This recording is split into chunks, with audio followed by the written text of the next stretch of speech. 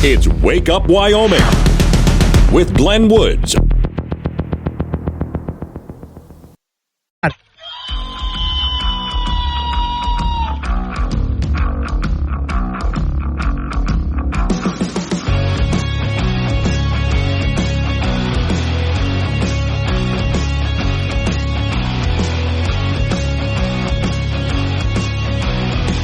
Six the time. It's Wake Up Wyoming. It is a Tuesday, which does not suck as much as a Monday. Today's show is sponsored by Marshmallow Phone Cases.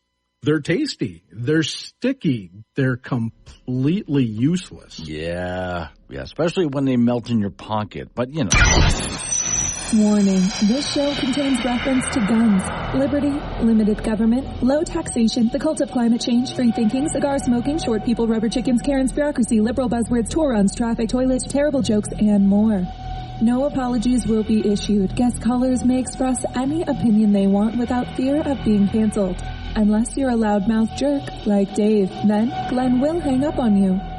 Strap in, hold on to your coffee, and feel free to participate. This disclaimer does not refer to every person named Dave, just one particular Dave from San Francisco. We know a lot of Daves. They call this show all the time, and they're great people. So don't call this program and complain that we use your name. That would be a real Dave move, Dave. Still haven't heard from Dave in a while. We did hear from Greg and Laramie. He called in because we were doing a wellness check on him, and he's just fine after the election. He'll make it. Dave in San Francisco has been really quiet, and every so often, well, several times a day, we do a wellness check on Liz Cheney. Liz, how you doing? Okay. So at some point, we're just going to shoot her with a dart and put her down. All right, big story of the morning. Abortion judge. Well, I'm sorry. Let me back that up. I'm saying it wrong.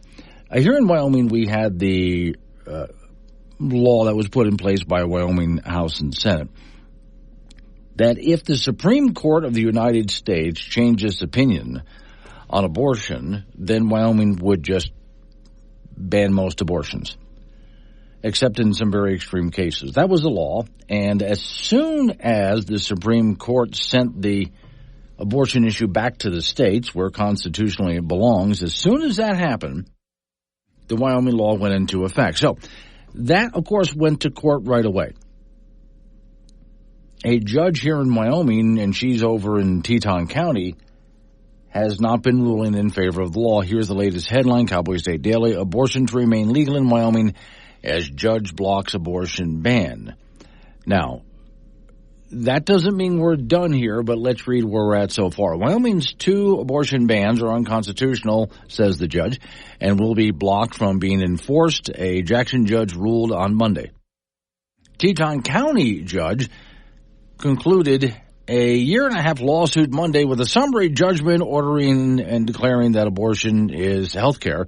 Wyoming's 2 abortion bans violate the state constitution provision promising health care autonomy. In other words, it's in our constitution.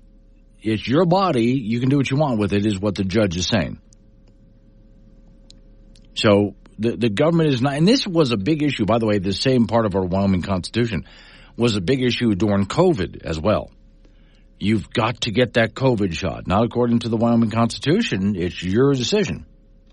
So Owens blocked the law from going into effect. The plaintiffs who sued to block the bans include an abortion clinic and abortion support group, an obstetrician, gynecologist, and abortionists, and 2 women in their childbearing years. They sued the state of Wyoming Teton County authorities March 2023. Story says it was the second lawsuit in a series after the same plaintiffs sued the state the previous July in an earlier version of the abortion ban. So one of the bans would have outlawed nearly all abortions, with an exception for rape and incest and serious risks to the mother's health. The other would have outlawed the marketing of chemical abortion drugs, with some exceptions. So the judge blocked them temporarily after the lawsuit was filed, so they have not been implemented in Wyoming at any point.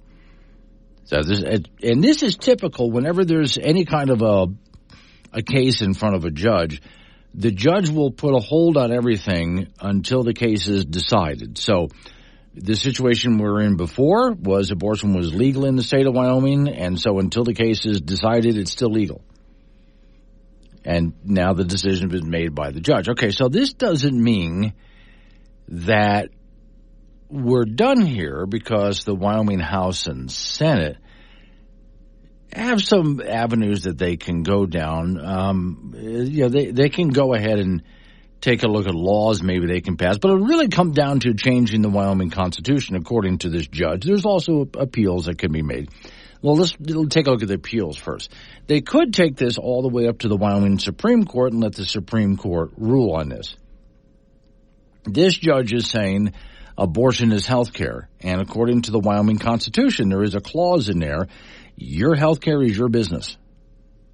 And this judge says abortion is health care, therefore it's your business. And the government has no right to make a law regarding any of it, for or against or whatever. It's your business. Again, we go back to the COVID thing. In some states, you were told you have to get your vaccine. And under the Wyoming Constitution, that is completely your call whether you're going to get vaccinated or not. So the same thing goes with abortion. And again, the judge is saying it's health care. All right. So they could fight, the Republicans can, go to the Supreme Court and ask them, is this really health care? Is it really? And that would be one fight in the Wyoming Supreme Court, which I wouldn't be surprised if someone files that lawsuit. The next thing that can happen is the legislators in the state of Wyoming can put it to the Wyoming voters. Kind of like on this past election cycle, we had Wyoming Amendment A. A lot of people were even asking right up to the last minute, what's Amendment A all about? Regardless, it was something to change our Wyoming Constitution, and it has to go through the House and the Senate, and it's got to get, I think, 2/3 majority, and the governor has to agree to it. But it also has to go to a vote of the people. So if you would like to change that clause or something in the Constitution so Wyoming can make abortion illegal, then we would have to change our Constitution according to this, the ruling by the judge, or this clause has to be changed in some way. So that's what the Republicans can do next. Either way, however they do this, whether it is, and they'll probably do both, whether they decide to go to the Wyoming Supreme Court, certainly a possibility, or whether they decide to go ahead and try to change the Wyoming Constitution, which is certainly a possibility, they can. No, it's going to be a long path. It's going to be a long fight. So this is not, just like this case took 2 years, it's going to be a long fight. So it's not something that Wyoming is going to settle anytime soon. So for the next few years anyway, abortion remains legal in the state of Wyoming until or unless Republicans can find some other way to go ahead and change the law. And how that's going to shape up, how that's going to work out, I have no idea. Nobody does. Again, long, drawn-out fight. 6:14 is the time. Hello. I finished my free trial of adulting. I'm no longer interested. I'd like to cancel my subscription. Is there a manager that I can talk to? Admit it, you were hoping somebody would say that. Where Wyoming comes to talk. This is Wake Up Wyoming with Glenn Woods on K2 Radio. Be part of the show at 888-97-WOODS. I'm so happy to be here. Yeah. I'm just happy to be here. Still I know the world's on fire, the situation's dire. A lot of work and courage gonna be required, but I'm just happy to be 6:22 is the time. It's Wake Up Wyoming. If you're just joining me, the story that I was on about was there's a judge over in Teton County who ruled that an abortion ban in Wyoming of any kind is against the Wyoming Constitution. Now, morning, John. John over there in Granite Canyon. Morning, Glenn. Are you surprised it was a Teton County judge? No, not at all. No. Chet and Yoder, especially when I hear, abortion, the wording of the ruling, I looked at it and thought, that doesn't surprise me. Chet and Yoder, healthcare, my business, then can I use cannabis for my health? Actually, you can in the state of Wyoming. You can't, you have to look into that, but yeah, it's part of healthcare. Recreational marijuana, illegal in Wyoming, but there are some healthcare things that you can do with cannabis and cannabis products in the state of Wyoming. So, yes, to an extent, you can do that. It is your health care and your choice what you do. That's why I use the example of, well, the COVID shot. There were some places you had to get that shot, boy, and in the state of Wyoming, no, you don't. It's your body. It's your choice because your health care is entirely your decision. That's part of the Wyoming state constitution, which is why the judge said she considers abortion part of health care. Therefore, it's not constitution to have any kind of ban on it. So this is where I said the Republicans have a choice of what they can do here. They'll probably do both, but it'll take a long time. Got to go to the Wyoming Supreme Court. And can they change the Wyoming Constitution, which would involve you, the voters, as part of that? Any change to the Wyoming Constitution involves you, the voters. Let's back up a little bit. Take a look at how we got here. As you know, with Roe versus Wade, which you should look into that was a fake case. Jane Roe lied about everything. The whole thing was a fake case. But, okay, the Supreme Court ruled. And at the time, the justices that said abortion was a right nationally, even those justices said this is not going to hold up. They were on weak legal ground and constitutional ground, and they knew why. And so eventually, a case comes before the Supreme Court, which ends up getting shot down, which sends it back to the states. Because the abortion issue is not something that the federal government can decide. That's why when Kamala Harris said if she were president, she would have Congress pass a national abortion law legalizing it nationwide, and she would sign it. And not only could she not get Congress to do that, she would never have the votes. Even if Democrats won everything, she wouldn't get the votes to do that. But the Supreme Court had already ruled it's up to the states to decide individually. The federal government does not have that kind of power.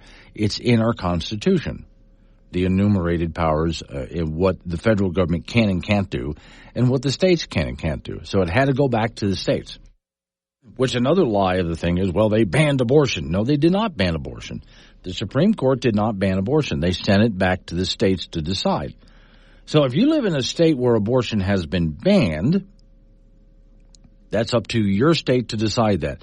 Right now, we have some states where anything goes with abortion, other states where there's a total ban, and a lot of states in between. And so Wyoming now is one of those at the moment where everything is completely legal to do. You want an abortion in Wyoming, go ahead. And there's only a couple places that I'm aware of where you can go ahead and do that. But that's where we are right now. That's how we got to where we are. Wyoming did have in place a law, a trigger law, that if the Supreme Court ever changed their opinion on Roe versus Wade and sent it back to the states, then it would automatically just be illegal in Wyoming. Then it faced the constitutional challenge. Now, again, this is not over, but for the next few years anyway, abortion will still be legal in the state of Wyoming. Rhiannon for Danger. Hey, Glenn, if a new social justice warrior is going to be aired, can you air it before 7:45, please? Yes, I can do that. Slight change the subject here. The social justice warrior, we have new episodes coming because Trump is president. And that changes everything with the social justice warrior, which inspired a whole bunch of new episodes. And many of you folks out there listening yesterday sent me ideas for episodes. I've already written one. I sent the script off to be voiced by the Dan in Sioux Falls, South Dakota. And he'll send that back to me, and we'll have another episode out. Then we'll start cranking more out based on the new Trump administration. Okay, back to the abortion thing. Sorry, Rhiannon distracted me there. Back to the abortion thing. So let's see what happens now. I'm sure within this next legislative session coming up, there's going to be bills offered up one way or another to try to change what the judge has ruled. But until the Wyoming House and Senate is able to change the Wyoming Constitution or win at the Supreme Court level, and I think winning at the Supreme Court level will probably be more difficult, in my opinion. It'll probably be more difficult. But to win it at the Supreme Court level will be tried. but then also let's go ahead and change the Wyoming Constitution. I think that Wyoming Republicans will probably try to do both at the same time. And that's where several laws will be tested and court cases will be tested, and they're going to have to find out the right wording and the right way to do this and then present it. At some point, if we're changing our Constitution, at some point they're going to have to get this before you, the voters, to decide if you like the change that they're offering to the Wyoming Constitution. Although we don't ever want to lose that part of the Constitution that makes your health care your right, because, again, I bring you back to COVID, where whether you were going to get vaccinated or not was completely up to you. We don't ever want government coming along telling us that we have to do something like get vaccinated, as an example. All right, so we'll see what happens over the next, like I said, few years. I don't expect this to be settled overnight. Coming up on 6:30, local news coming your way after a local news update on your weather forecast. You and I get back into it. Miss Mary is back. Phones are up and running. 888-97 Woods. That's 888-97 WOODS. It's Wake Up Wyoming.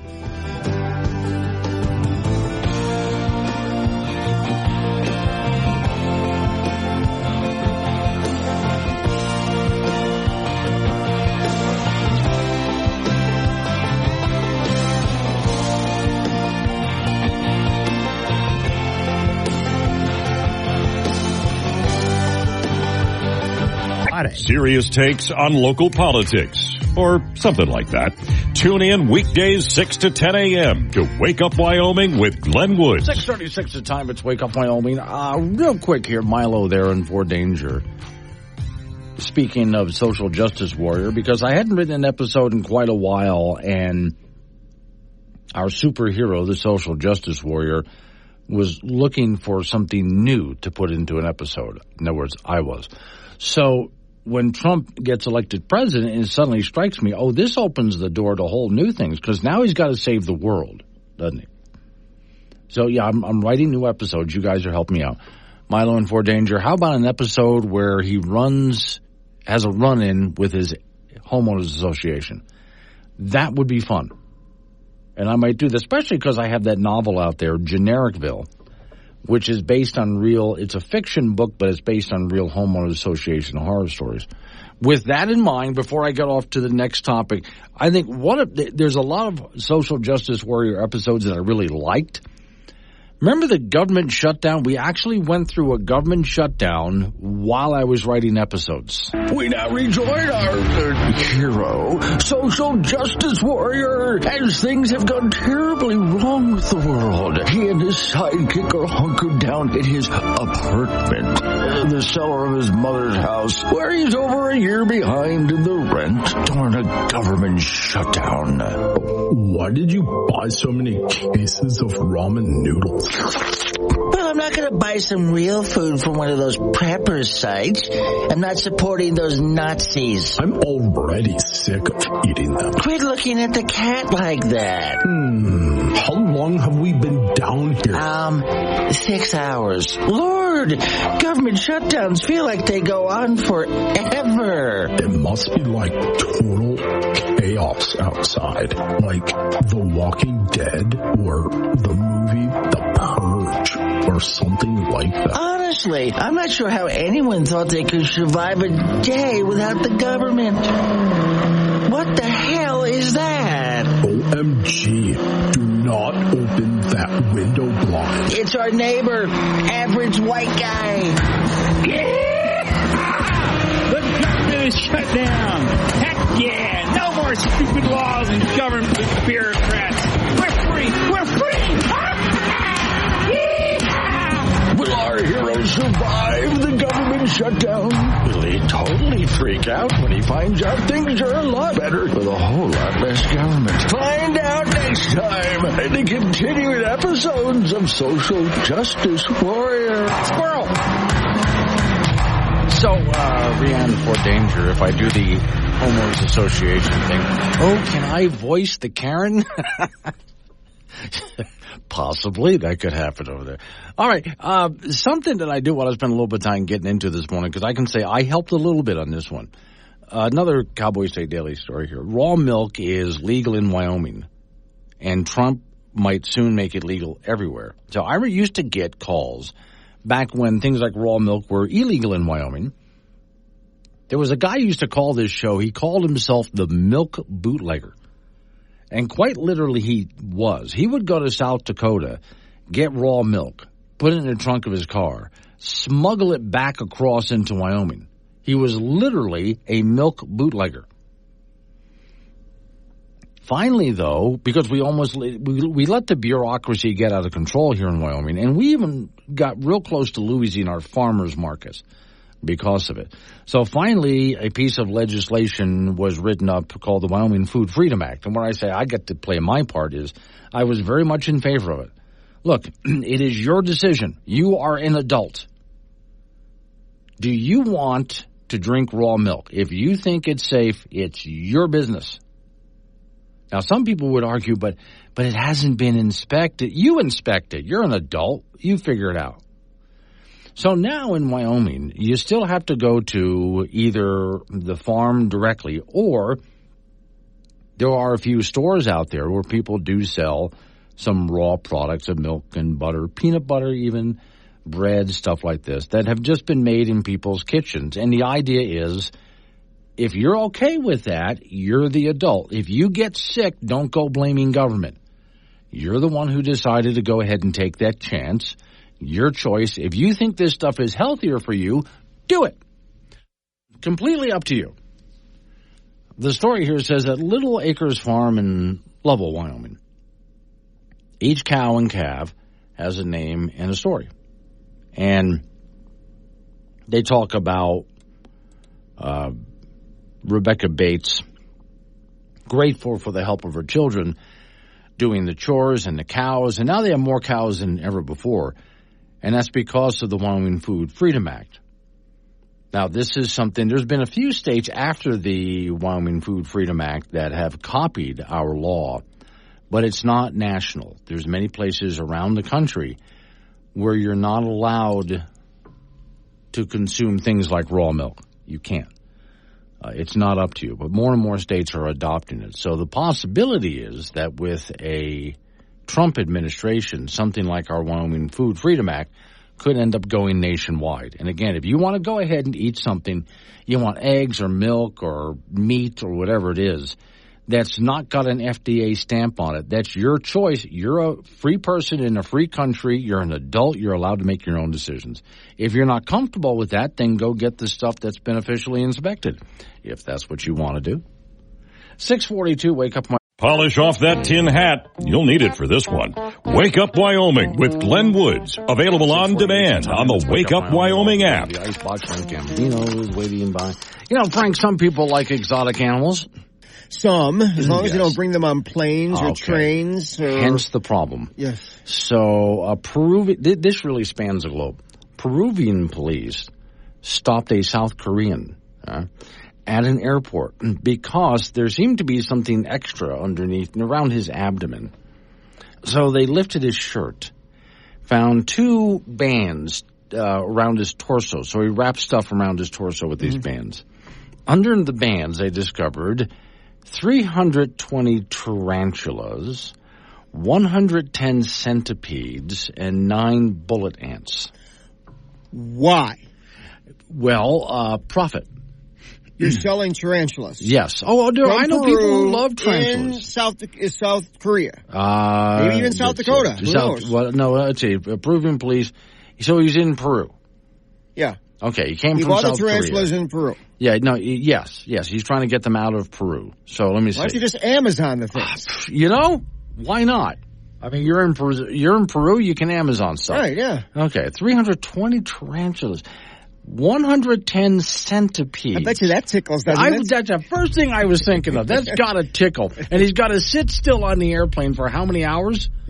Oh, like all day. Yes. And then I got to go ahead and look. I'm going to look it up real quick here. Bullet ants. Let's see what the heck they look like. Oh, my God. Bullets. They're big. Yeah. They're big. They're really big. Yeah, bullet ant is not a small ant. So this must be a very profitable business. It's got to be. But I still go back to, okay, so he gets on the airplane. He's going to go back to South Korea, I guess. Right. How long is that flight? Hours. Yes. A long time. Yeah. South America to Asia. All of that stuff underneath over there, which I'm supposing at some point is going to start to squirm. Yeah. Okay. You know, I hope he's charging a lot for that stuff. He's an idiot. Women's college basketball, the Wyoming Cowgirls lost to Gonzaga and Spokane on Sunday to drop to 1-3 on the year. Emily Malima had a career-high 27 points on 10 of 18 from the field, but Allison Fertig had just 6. Cowgirls shot 33% from the floor in the game and really had a rough second half. UW will be at home on Friday morning to take on Colorado Christian. Casper College men's basketball team posted a 93-73 win over Yavapai, Arizona last night at the Erickson Gym. Stephen Osei led the way for the Thunderbirds with 23. The Birds went to the free throw line 43 times in May 26th.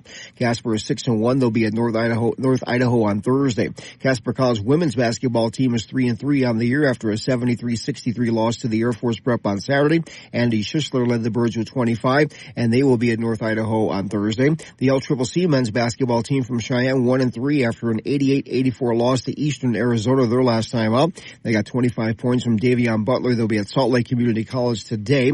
The LCCC women's basketball team is 2-4 after an 82-56 loss to Dodge City, Kansas over the weekend. Marcella Saavedra had 16 points for the Golden Eagles, who will be in Gillette on Friday to meet Colorado Northwestern. Wyoming Cowboy football team will have a monumental task ahead of them this Saturday when they will host 12th-rated Boise State. The way things are going for both teams, it appears that the Pokes have little, if any, chance of winning this.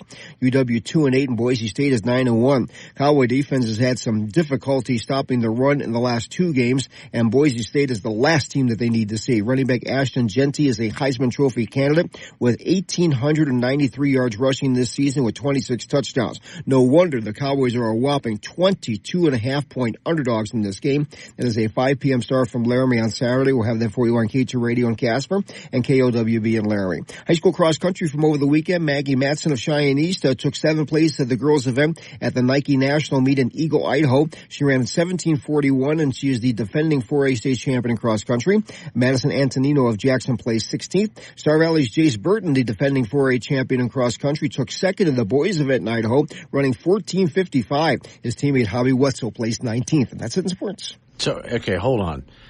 UW's down by how much? You're expected to lose by how much? 22 points. Oh, God. Okay. You know what? If they win, yes, it is a miracle. Okay. They should call the Pope.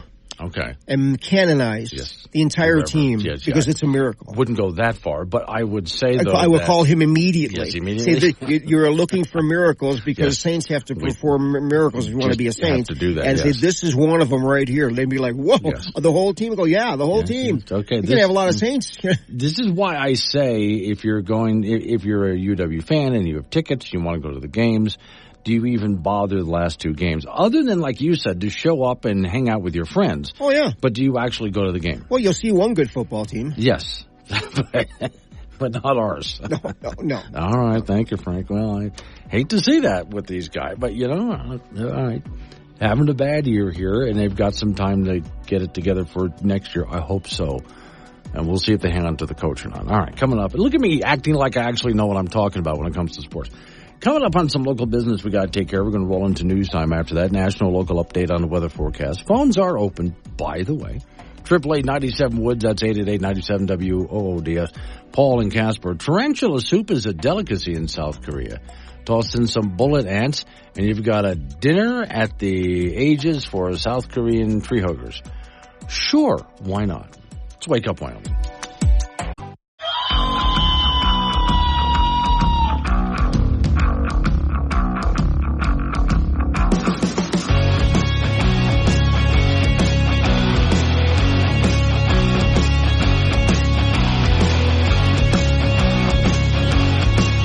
7:06 the time. It's Wake Up Wyoming. It is a Tuesday, which doesn't suck nearly half as much as a Monday does.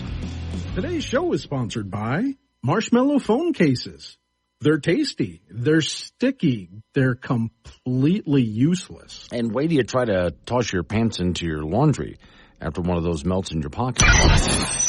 Warning, this show contains reference to guns, liberty, limited government, low taxation, the cult of climate change, free thinking, cigar smoking, short people, rubber chickens, Karen's bureaucracy, liberal buzzwords, tour runs, traffic, toilets, terrible jokes, and more.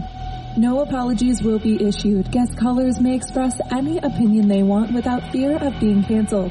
Unless you're a loudmouth jerk like Dave, then Glenn will hang up on you. Strap in, hold on to your coffee, and feel free to participate. This disclaimer does not refer to every person named Dave. Just one particular Dave from San Francisco. We know a lot of Daves. They call this show all the time, and they're great people. So don't call this program and complain that we use your name. That would be a real Dave move, Dave. I have been at this time for a couple of weeks now doing a check on Liz Cheney to see how she is and all she's doing and screaming. I won't do that this hour because we finally just hit her with a dart, and she's out cold for a while.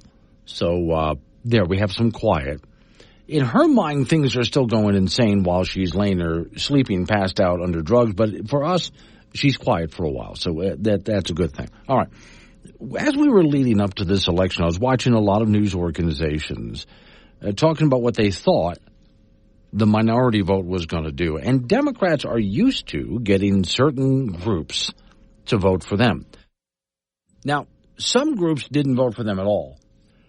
Like, for example, Hispanics. Last I saw, it was like 71% of Hispanics went for Trump. When Miami goes for Trump, and Miami is a very blue city, Miami goes for Trump, and a lot of people there are Hispanic, and they go for Trump.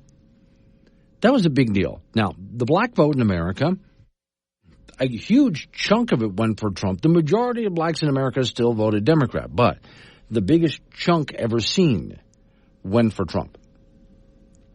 Suburban white women, which normally Republicans can count on not even get it. They're just not going to get it. But this time, last I saw the number, I'll check again because we're still getting more numbers in, but it was something like 51% of suburban white women went for Trump. And right away the Democrats said it's because you're a bunch of racists because it had nothing to do with that, but all right. There's even some stories I read with Wyoming public media.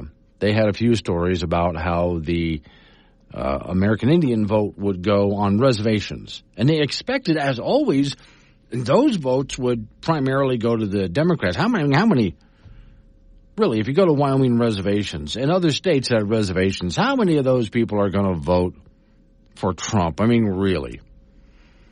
Headline, the most pro-Trump ethnicity was not white people. 65% of Native Americans voted for Trump, says the story. It says it was perhaps the biggest surprise of NBC News 2024 election polling. A whopping 65% of American Indians voted for Trump. Just 34% picked Harris. That significantly outpaced the 57% of white voters who chose Trump. So think about it. American Indians voted more for Trump than white people did. And if that wasn't enough, 17 Indian majority countries turned out Republican red on Election Day. What I want to know is what happened here in Wyoming. But all right. Because the Democrat Party sees everything through, says this author, convoluted racial hierarchy, these results were absolutely jaw-dropping after all. On liberal minority pyramid, indigenous Americans, as they call them, are at the very top. They are ahead of blacks, ahead of trans, ahead of Latinos, ahead of Jews, obviously, and ahead of Muslims. So, okay. So why? And this is what this author says, not me. He said, so why did the red man vote for the orange man? I said, okay, funny. It could be that they figured out that red and orange were close enough. Again, what he says, not me. Random thought, does it qualify as irony when dim-witted white people lose their land, money, house, and all of their possessions at Indian casinos? But anyway, I like the way he thinks on some of this. So, okay, this is something that is, and I'm still looking through the story here to try to figure out, so what about Wyoming tribes? What was the percentage there? It could have been very high, but I don't have the number in front of me. Increasingly, 82% of Biden voters believe that diversity was their strength. However, no, because the diversity vote went for Trump. Now, on that, this author also mentions Bill Maher. So I took something this morning and I cut it down a little bit. The only thing I cut out was when Bill Maher was talking on his show, there were some applause breaks and places where he just paused. So I got rid of that just for time's sake. Because very liberal Bill Maher wanted to have a talk with Democrats who are not changing their ways, still scratching their heads, and still blaming everybody but themselves. Here's what he had to say. Someone must tell the usual suspects on the far left that the saying is, when you're in a hole, stop digging, not keep digging. Talk about doubling down on what got you in the first place. Even the one concession I've heard a few people on the losing side offer, that liberals should stop saying the Trump voters are stupid, comes with a kind of unspoken parentheses. We know they are stupid, just don't say it. Yeah, I got bad news for you. They don't have a monopoly on stupid. You wear Queers for Palestine t-shirts and masks 2 years after the pandemic ended. And you can't define woman, I mean person who menstruates. You're the teachers union education party and you've turned schools and colleges into a joke. You just lost a crazy contest to an actual crazy person. You love to speak truth to power, and we always should, but you have completely lost the ability to speak truth to bullshit. The Democratic polling firm Blueprint told Democrats months ago that black voters, a.k.a. their supposedly liberal base, were more likely to find the president too liberal than too conservative. They also found that voters didn't just want Harris to distance herself from Biden, they wanted her to distance herself from what they believe the entire Democratic Party has become, a Portlandia sketch. Yes, there's a lot to not like already about the new regime, but maybe take 1 week to ask what you did wrong. The basis for Democratic campaigns has become, we're the smart people. That we know from the get-go. No need to look into that. We know that a priori, which is a Latin phrase the Red Hat people wouldn't have a clue about. But they don't need to. Have you seen my "In This House We Believe" lawn sign? See, it says right on it, we believe in science. Right, which is why you demanded no one even debate whether COVID could have escaped from the one lab in the one city where they were studying it. How far-fetched. The New York Times called it racist. Democrats have become like a royal family that, because of so much incest, has unfortunately had children who are retarded. And the same thing can happen to ideas if they are also conceived in an atmosphere of intellectual incest. Maybe take the clothespins off your noses and actually converse with the other half of the country. Stop screaming at people to get with the program and instead make a program worth getting with. What good is liberalism if you don't win elections? Last week, Massachusetts Congressman Seth Moulton said, I have 2 little girls. I don't want them getting run over on a playing field by a formerly male athlete. But as a Democrat, I'm supposed to be afraid to say that. Yes, there's the problem in a nutshell. Because Congressman Moulton sounds reasonable to me, but his campaign manager immediately resigned in protest. Let me make this as plain as I can to the smart people. The campaign manager who resigned, yeah, let that person go. Marginalize that guy. Try making too woke be a cancelable offense. It's important for America to have a center-left party and for that party to be competitive. And a good first step toward that goal would be to make the voters not want to punch you in the face. So well said from a guy who's a very liberal guy. Let's go back to what I was talking about just a moment ago. With so many American Indians voting, 65% voting for Trump, and I would love to see the numbers out of some of the reservations here in Wyoming, among other states as well, but, to see what we did here, especially because even Wyoming public media and other news organizations were expecting that the American Indian vote would go heavily Democratic, but it didn't. Percentage-wise, they voted more for Trump than white people did. A lot has changed. A whole lot. Hey, you should try our new prescription medication. Side effects include sneezing, wheezing, labored breathing, trouble speaking, sleeping, eating, hemorrhages, internal bleeding, feeling short of breath, nausea, dry mouth, cough and fever, blockages of the ureter, choking, bloating, tremor, seizures, coma, stroke, or death, mood swings, muscle aches, weight gain, fugue states, osteoporosis, sudden psychosis, supercalifragilisticexpialidocious, masochism, vampirism, sudden necromanticism, phantom limbs, fanaticism, chronic deja vu, transient telepathy, changes in your destiny, ancient forms of leprosy, chronic deja vu, loss of hair, weight, smell, taste, balance, vision, hearing, strength, loss of memory, will to live, sense of self. Do not take this medication if you are pregnant, breastfeeding, or a human person. Ask your doctor if it's right for you. Download the Wake Up Wyoming mobile app. Listen anywhere and chat live with Glenn during the show on AM 1030 K2 Radio. 7:22 is the time. It's Wake Up Wyoming. Okay, so I'll go off to another topic real quick here.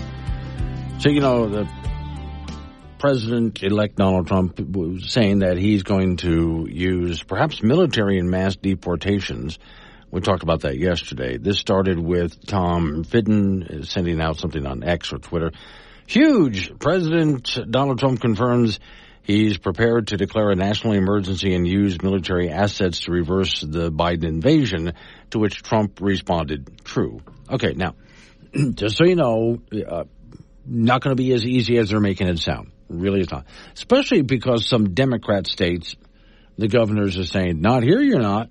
So this will be a bit of a problem to just do it that way. Now, I have a different way of getting it started anyway, but not finishing the job, but a good way to get it started. But hang on.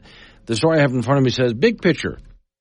There are an estimated 11 million illegal immigrants living in the U.S. Trump's mass deportations expected to impact about 20 million families across the country. Immigration advocates and lawyers are preparing to counter the plans in court. This is part of what I mean by it's just not going to be that easy. All right.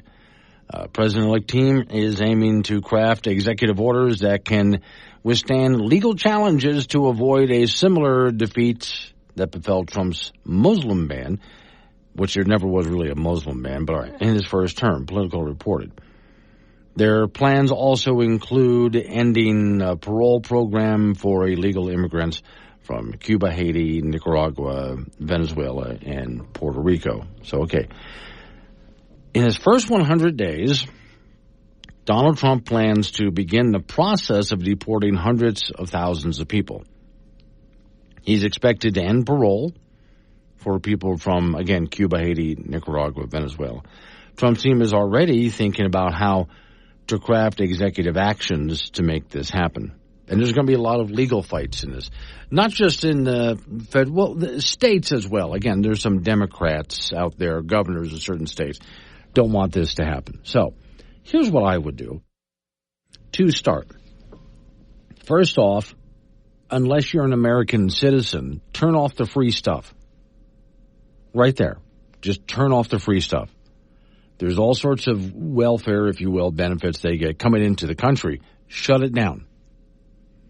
No free stuff. And then no ability to get a job unless you're an American citizen or have the legal papers to be here. Because I know people who are in this country in order to work, and they have permission to be here in order to work. So if someone's in this country illegally, make it hard on their boss. You're not allowed to have any legal working for you. The government will come after you. Doing that will get rid of a bunch of people right there. Next, when we do have people that are in jails right now who are in this country illegally, ship them out. We already have them in jail. Send them out. The question, I guess, would be send them where? Back to their home country? However that looks, we figure out, send them out. While we're at this, we're going to have to, and it should be pretty easy to seal the border as is, because with Trump in office, there's going to be a lot of people who want to cross the border, and they already know, don't even try. But do that. All right, just make sure the border's sealed. Now, as for the rest of them, we do have criminal problems in this country, gangs, things like that. In fact, in some cities in America, we have entire apartment complexes and hotels that have illegals there. Okay, show up, go get them, load them up, send them home. See, now this is not taking care of the whole problem at once, but this is where we can start anyway. There's going to be a big problem with the number of people in the country that have just sort of blended in. They found a place to go and they're blended in, if you will, and we got to go find them. And so it's going to be hard to find a lot of people. So if you think it's something that can get done overnight, no. And again, we're not going to have the cooperation of a lot of Democrat governors. And, of course, those on the left are going to try to tie a lot, most of it, up in court at the same time. So the fight's not going to be easy, but doable, definitely doable, just so you know. It's not going to be as easy as they make it sound. Yep, we're going to get military action going. We're going to deport these people. Sounds easy. Will not be that easy. Doable, definitely doable. I'm hoping one of the things that Trump does is right away say, why is someone in this country illegally collecting any kind of benefits that was meant for Americans, meant for citizens? Again, just shut that money off. Just turn it off. Now, they'll then become a problem, but they can deal with it themselves. Those liberal states that declared themselves sanctuary cities will want to keep that money rolling to those illegals. But like going down to Colorado, they're running out of money doing this. And they are. There'll have to be a way to deal with the states that don't want to cooperate. How Trump plans to do that, I don't know. But he's got to find a way to deal with the states that don't want to cooperate at the same time. Now, one way they could do that, and we'll have to see how it works out, is the federal government tries to control the states by threatening to withhold money. If you don't do such and such, we're not going to send you any highway funds. Wyoming has been threatened with that a few times, among other states, over the years. So why not try something like that? If you're not going to help us get rid of some of these illegal aliens, well, maybe we're not going to send you federal funding for the following projects. That's another way. So there's a lot of tools in Trump's toolbox. It's going to be really fascinating to me to see how he does this. Now, if any of the people who we throw out want to turn back around and come in through the legal process, I'm for it. That's a great idea. I like people coming to America, providing that they go through the legal filtering process that all countries have. And we have them for a reason. So come on back through if you want to. I wouldn't mind streamlining that process because it shouldn't take 10, 20 years for someone to go through it. But that's a whole nother story, one thing at a time. Coming up on 7:30, local news coming away after local news update on the weather forecast. You and I go back into it again. Oh, Donde's extended forecast comes your way at 7:45. That includes, the weather is, as he keeps saying, is a little rough out there right now. But later in the week, it gets really nice. He'll explain 7:45. It's Wake Up Wyoming.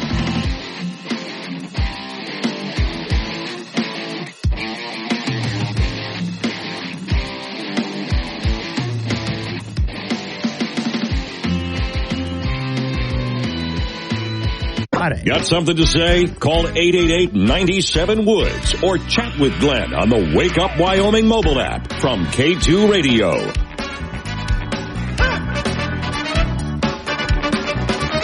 7:36 the time. It's Wake Up Wyoming. I don't agree with Don Day. Weather is a bit on the rough side. Not bad, but a bit on the rough side. He'll explain that. Plus, later this week, it gets pretty nice. Still stays a bit cold, but pretty nice. He'll explain that with a lot of changes over the next week or so coming our way. But that's the season that we're in. 7:45 is when he joins me live for that. All right, so story I have in front of me says Trump's pick, and I'm going to correct the language here. See if you notice which word I changed. Trump's pick for energy secretary argues that organic fuels are integral to human development. And if you're thinking I swapped out fossil fuels for organic fuels, you'd be correct because that's a better way of saying it. All right, so the story says, if approved... Now, wait, let me back up a minute. If you wonder why I talk so much about energy and the cult of climate change, so much, it not only is important to the country, but so much of what we do here in the western states, flyover country like Wyoming, so much of what we do is energy related. So this kind of a topic is really important to us. It's just so much of what we do. Not every industry, but a big part of it. Story says, if approved by the Senate, Trump's pick for energy secretary, Liberty Energy CEO Chris Wright, will be the first time in the Department of Energy's history has had an executive in the energy industry to lead it. Think about that. For once, we get someone to lead the energy department who's in the energy industry. Now, I still go back to most of that. The vast majority of that department needs to be shut down because I'm a free market guy. Government should not be choosing where we get our energy from. Let the market decide it. So, great example of that is as the Biden administration said, we're in for an energy transition. We're going to wind and solar and electric cars. Well, what if the rest of us don't want to go with that way? We just don't want it. We're supposed to be a nation of individuals where we get to make our own decisions. But all right, in a statement, Wright said he's honored, grateful for the opportunity. Quote, my dedication to bettering human lives remains steadfast with a focus on making America energy affordable, reliable, secure. Energy is the lifeblood that makes everything possible. Energy matters, he said. So the statement reflects an aspect about Wright, the story says, that distinguishes him from other energy champions Trump has picked for cabinet positions. Energy experts, the story says, have often criticized oil companies for not speaking up about organic fuels when they're demonized as inherently destructive, while often capitulating to the activists' demands on eliminating energy from what they call fossil fuels in hopes of being the last one eaten up. This is where they try to appease. I'm tired of watching commercials on television where, let's say, an oil company, let's say Shell or BP, we're climate friendly and we're cutting carbon emissions. Tell the truth about it. CO2 is good for the planet. We're not polluting the planet. Look at the good we do for humanity. So the company, the story says, offers no apologies for producing oil and gas and even speaks loudly with the work it does. Liberty Energy produces what's called energy to better human lives, which argues that organic fuels have a net positive impact on the planet. And I prefer their commercials better to the ones that capitulate. Quote, our mission is to better human lives. Human happiness comes through relationships, love, finding strong purpose in life. And these are preconditions for, the ultimate ends are food, shelter, health, education, and longevity. One of those are possible without energy, and the quality of each depends on the degree of accessible, affordable, reliable, and secure energy, he says in a letter, which he's absolutely right. If you want a better humanity, you need affordable, reliable energy. Wright told Cowboy State Daily in 2023 when Liberty Energy released its first version of the report, and a major news media outlet asked why he would risk stirring up so much controversy because it's true. I mean, think about that. I like that kind of an answer. Why would you say such a thing? Because it stirs up so much controversy. Because it's the truth. So, okay, this is going to be our energy secretary. This story goes on for quite a long ways, but this is going to be our energy secretary. For once, someone who's not only been in the business and still is in the business, but also one who's not afraid of the cult of climate change and is actually interested in America having clean, reliable, affordable energy, which means coal, gas, and oil. Going to get Don Day on the line. 720, Wake Up Wyoming. The only show broadcasting from a bunker under Devil's Tower. Hey, it's cold down here.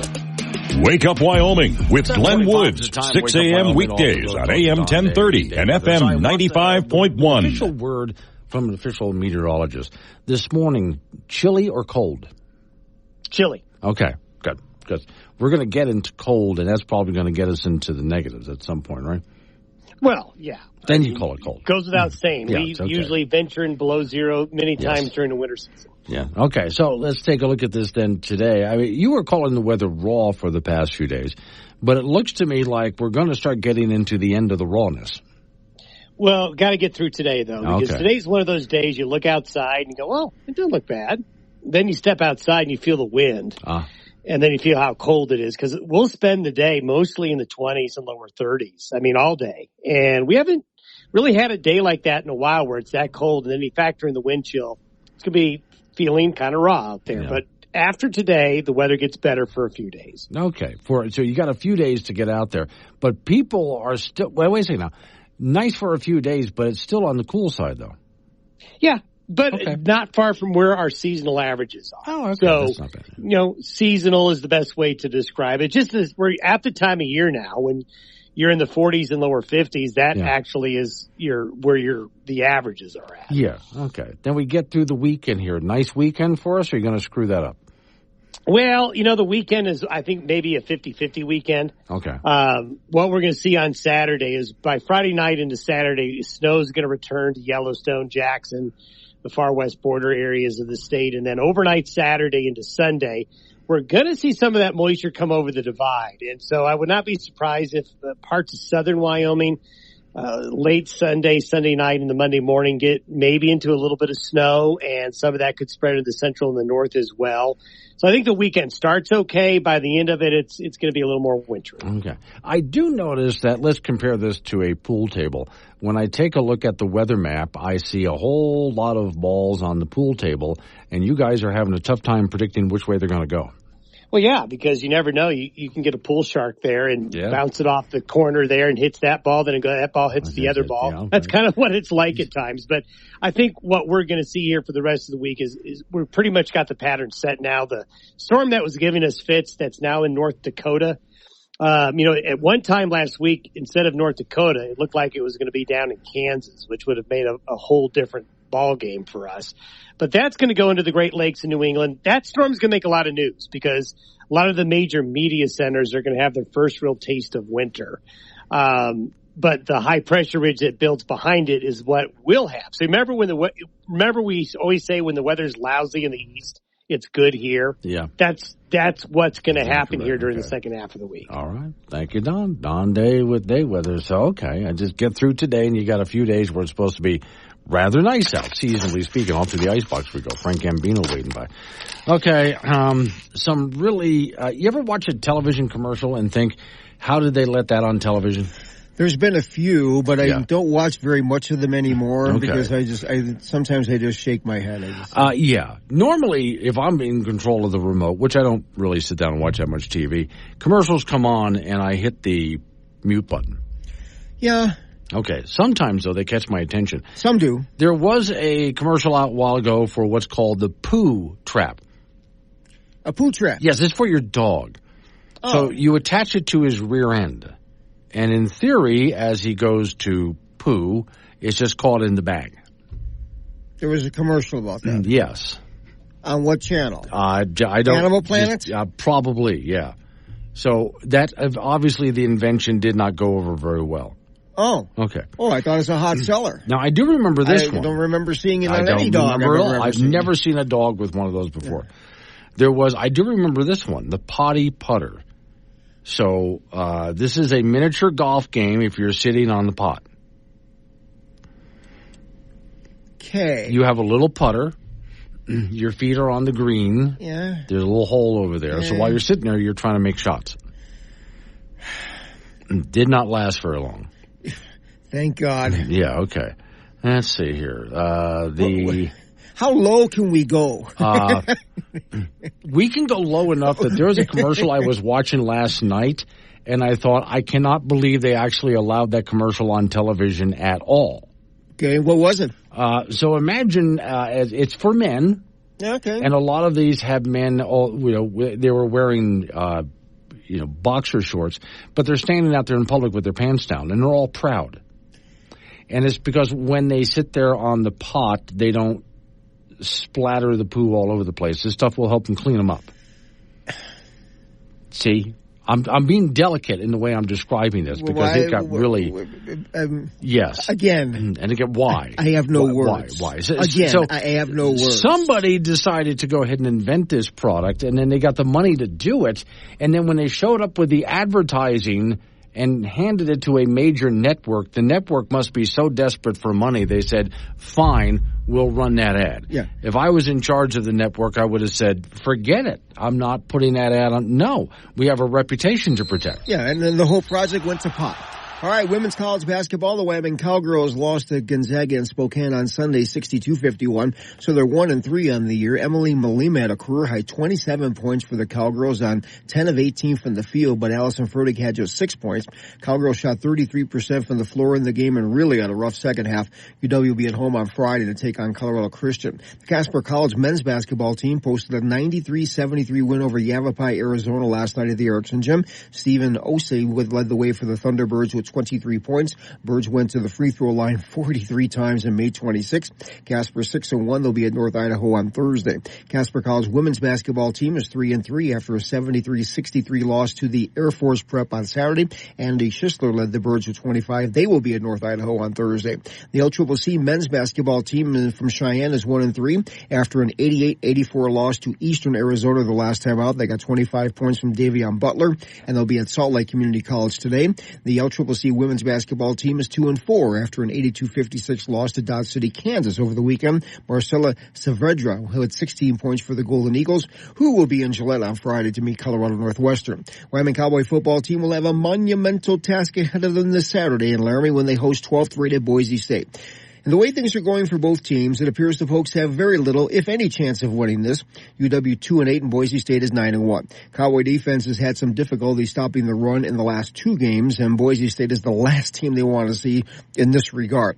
Running back Ashton Genty is a Heisman Trophy candidate with 1,893 yards rushing this season with 26 touchdowns. No wonder the Cowboys are a whopping 22.5 point underdog in the game. That is a 5 p.m. start from Laramie on Saturday. We'll have that for you on K2 Radio in Casper and KOWB in Laramie. High school cross country from over the weekend. Maggie Matson of Cheyenne East took 7th place in the girls event at the Big Nike Invitational in Eagle, Idaho. She ran 17:41 and is the defending 4A state champion in cross country. Madison Antonino of Jackson placed 16th. Star Valley's Jace Burton took 2nd in the boys event in that Nike event in Idaho, running 14:55, and his teammate Hobby Wetzel placed 19th. That's it in sports. So I had to go look it up because you said that the Wyoming team played, Yavapai, Arizona? Yeah. So I had to, because I'm not believing there's no such place. Oh, no, yeah, there is, It exists. It's a little bit southwest of Flagstaff, Arizona. Mm-hmm. And as I look at the satellite picture of it, I can tell you right now, there's not a damn thing out there. That's Arizona. Well, that is Arizona. Part of Arizona, yeah. I mean, I'm zooming in. It says, oh, there's a town here. And I zoom in. And the college is right over there in the corner. Yeah, it's not okay. But, we have got a lot of Wyoming that looks like this, too. So Very true. All right, true. Thank you, Frank. Coming up on some local business we have to take care of. Oh, we get into open phones next hour. So you can talk about what I'm talking about or change the subject. That's fine by me. 888-97 Woods the phone number. That's 888-97-WOODS. It's Wake Up Wyoming.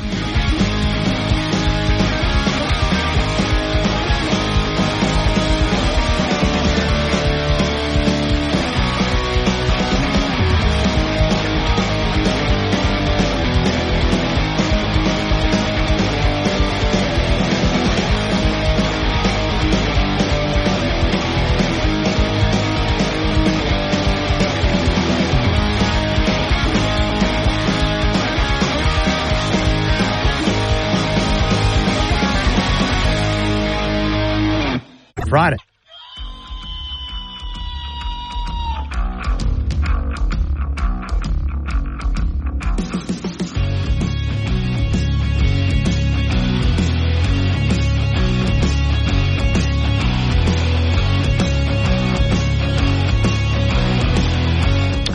The time. It's Wake Up Wyoming. It is a Tuesday, which, as you know, does not suck as much as Monday. Today's show is sponsored by Marshmallow phone cases.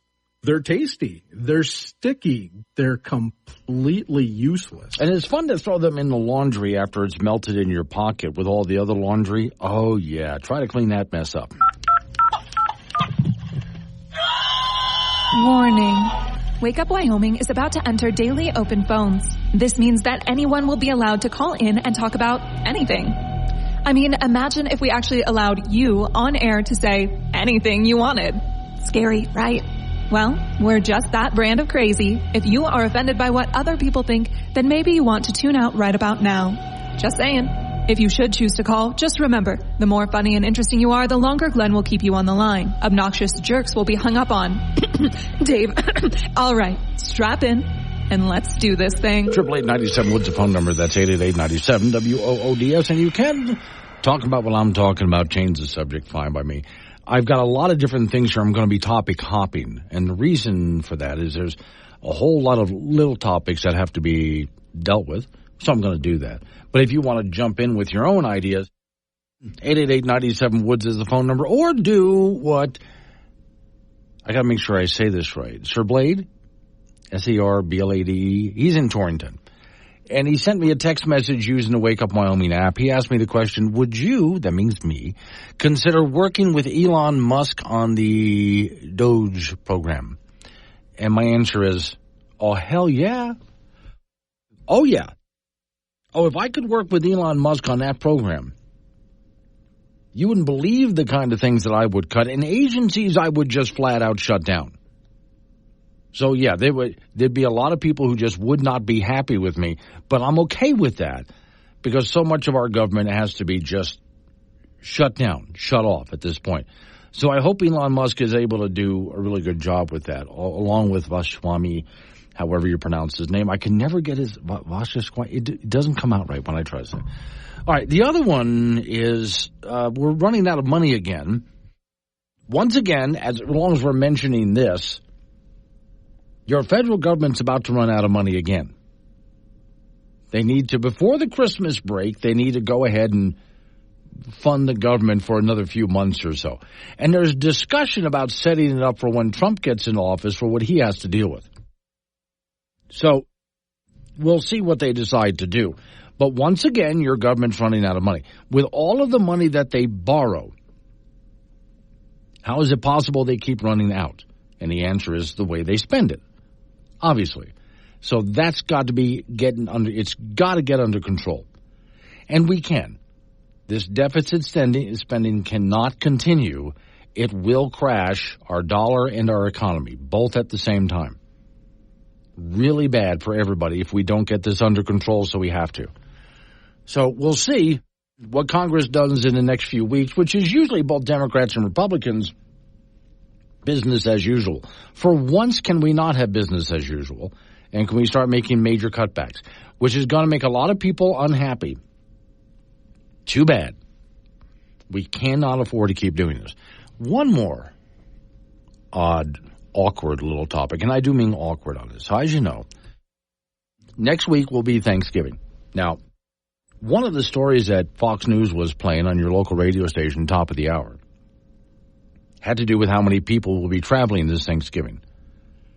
On the airlines, climate change on the airlines, and all these people are going to be driving to see their relatives. Oh my gosh, all the CO2 we're going to pump into the air. But that's not the worst of it, though. This is going to be really awkward because there's a lot of families that get together and they didn't vote the same way. Now, on the Democrat side, especially on MSNBC, I did see a woman on MSNBC who's supposed to be some kind of a psychologist or something like that, who was just flat out telling people, look, if you can't handle your family members because they voted for Trump, you're allowed to cut them off. And some people on the far, far, far left, well, that's it. I'm canceling Thanksgiving and I'm canceling Christmas. Good, thank you. Good, then I don't have to show up and put up with you. I appreciate that. I'll go off and have fun on my own without you. Thank you. You're acting like you're doing something that's going to hurt me. You're doing me a favor. I don't feel obligated to show up because you're family. However, wouldn't this be a really great idea? I mean, if people could calm the hell down, get together with your family, and have a rational adult conversation about why you might have voted differently. See, there's the key. To have that rational adult conversation and don't treat the other person like they're stupid. Okay? That would be good. Or, here's what I like to do. I let my friends, of course, I'm in a slightly different position than a lot of you. Think about what I do 4 hours a day, 5 days a week on the air, is I talk about stuff like this. So when I get off work, I ask my friends and my family members, could we not talk about politics and social issues for a while? I would appreciate it. Only because I've been dealing with it all week long Not just the 4 hours a day, 5 days a week that I'm on the air, but in preparation for it. I've been dealing with this all week long, and I'd like to have a bit of a break. And my friends and family are more than happy to talk about anything else, which I think is fine. Be a great idea if we could get together around Thanksgiving and not talk about anything related to politics, but maybe talk about family. How about that? That'd be a good idea. But there are those, especially on the far left right now, I know, that I just can't because he voted for Trump. Those are far left. There are many people who are left-wing, but they're not so far left that they can't handle being around their Trump-supporting family. For you Trump supporters out there, I would just toss out, don't antagonize anyone. I know you want to gloat. I get it. Just don't. That way we can have a nice Thanksgiving dinner. For those who said and I actually heard some people say this, everybody's posting their feelings on Twitter and Facebook and so on. And that's it. We're just canceling Thanksgiving. Then we're just canceling Christmas. Again, good. I can go ahead and start a new tradition without you. I don't need you. So how about that? Those people who want to cancel everybody else as punishment, I tell you what, I have no problem canceling you. It is, I think, in some households around America, going to be just a little on the awkward side for it. Some people will be able to handle this like adults, some will not. Okay, a couple of the messages I'm getting. Chet and Yoder, FEMA is on Capitol Hill. Got to see it. Okay. Oh, is this, Chet, the one that has to do with, and I've heard about this, but I wanted more information to confirm it. Chet, is this the one where FEMA was told not to go to homes that had Trump signs out front? Is that what they're doing right now? Because I've been watching that story wondering, is that true? Because sometimes rumors like that get started, turns out not to be true. Also, Simple Man in Casper.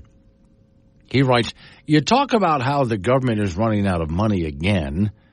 Kind of easy for Biden to say that he's going to give $50 billion to the rainforest people, but has to ask for $100 billion in order to help release victims for the hurricanes. I thought that's interesting. Actually, Simple Man, that's a good way to look at it.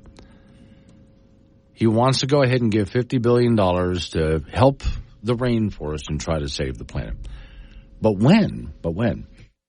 We actually have Americans that are hurting because they were hit by a hurricane. And by the way, those people, I know Asheville, North Carolina. Remember, my family has a cabin up there north of Asheville, but this is not the first time that area has been hit by storms like this. It goes way back. I don't mean just like 20 years. No. Way back. That area is prone to that kind of flooding. It's a stunningly beautiful area, but it is prone to that kind of flooding and washouts. It happens every so often. So personally, even though I enjoyed visiting the area, I would have never lived in it. Not where they were because of that. But since the disaster has happened and people are really in need, hey, Biden, how come you can find all sorts of money for Ukraine and for the rainforest, but where's the money for, Americans? Concerns for the president's health are growing after the Secret Service reportedly discovered Joe Biden attempting to dig what appears to be his own grave on the White House lawn. Agents reported that the 81-year-old Biden was panting from exertion from the effort of digging the hole, which was nearly 5 feet deep, and that his hands and fingernails were caked in dirt. The White House has since denied that Biden was digging his own grave and insisted he was merely digging a large hole. Start your day the right way. Wake Up Wyoming with Glenn Woods on K2 Radio. Join the conversation at 888-97-WOODS. 8:21 is the time. It's Wake Up Wyoming now. I am right who's in Evansville. Sends me this text message. Right after the vote, Judge Owens, for retention of Judge Owens, finally issues her ruling. And that's the one here in Wyoming that has to do with the abortion issue. Now, I did talk about first hour of the program, but what I am going to do is when we get through the bottom of our news and weather report, I'm going to go back to that story again for those people who joined us later. But the short story is that case that was in Teton County, as to whether the abortion ban in Wyoming would be constitutional or not. The judge has ruled that it is not constitutional according to the Wyoming state constitution. So I'll take a look at that again with your phone calls coming up right after I get through news and weather right at the bottom of the hour at 8:30. So I want to touch on that national debt again, because this has always been a real sore point to me. We are in such trouble financially in this country, and both parties are to blame. We have not been cutting back. We keep spending more and more and more, borrowing and printing trillions more, and just handing it out like we have it, and we don't. And the Biden administration really has even the Democrats in general, no concept of that we can run out of money. They even have this idea that all we have to do is just print more. That's been done with other countries with disastrous result. And the same thing would happen to us. So I'm worried this time as we head to another debt ceiling. We're going to run out of money again in just a couple of weeks here. And whatever Congress is going to do will probably be the same old thing. What can I do for you today? I would like to raise my debt limit. Excuse me? My debt limit, I'd like to raise it. Because the last time I checked, Mr. Smith, you were in serious debt. Yeah, it's pretty bad. Figure we should raise that limit. Yeah, it says here you're $140,270 in debt. Right. So I figured we should raise that limit to about $170,000. I just bought a 60-inch flat screen. Have you ever been to Australia? No. Leaving tomorrow, mate. You should check it out. Great parasailing. Do you have some new income that I don't know about? No, still making about $21,000 a year. Okay. And are you still spending $38,000 a year? That's what it says. So you're adding $17,000 a year in debt. Wow, is that what it comes out to? Debt limit going up. Ding. Have you made any cuts in your expenses? Oh, of course, yes. My wife and I cut $380 out of our annual budget. It's $380. Brutal. Huh. Okay, so you're adding $17,000 a year to your $140,000 in debt, and you cut $380. Well, you say it like that, it makes it not sound like a lot. Hey, maybe you should think about generating some new income. Maybe a new job. Maybe ask for that raise. Oh, asking for that raise. I'm not comfortable. That's an awkward conversation. I've always been able to raise my debt limit. Yeah, well, this is a little different. Well, how? We're in the middle of a recession, and your credit rating will plummet if you continue to go along this path. I almost had it.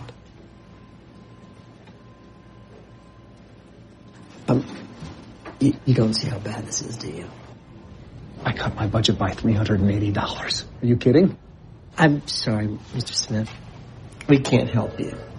You're just a little like it. I'm very sorry. My wife is going to lose it. Been there. I mean, $380 was bad enough. I mean, this is going to end our marriage. We stopped talking to each other for a month. The baby was totally freaked out. Wait. You have kids? Yeah.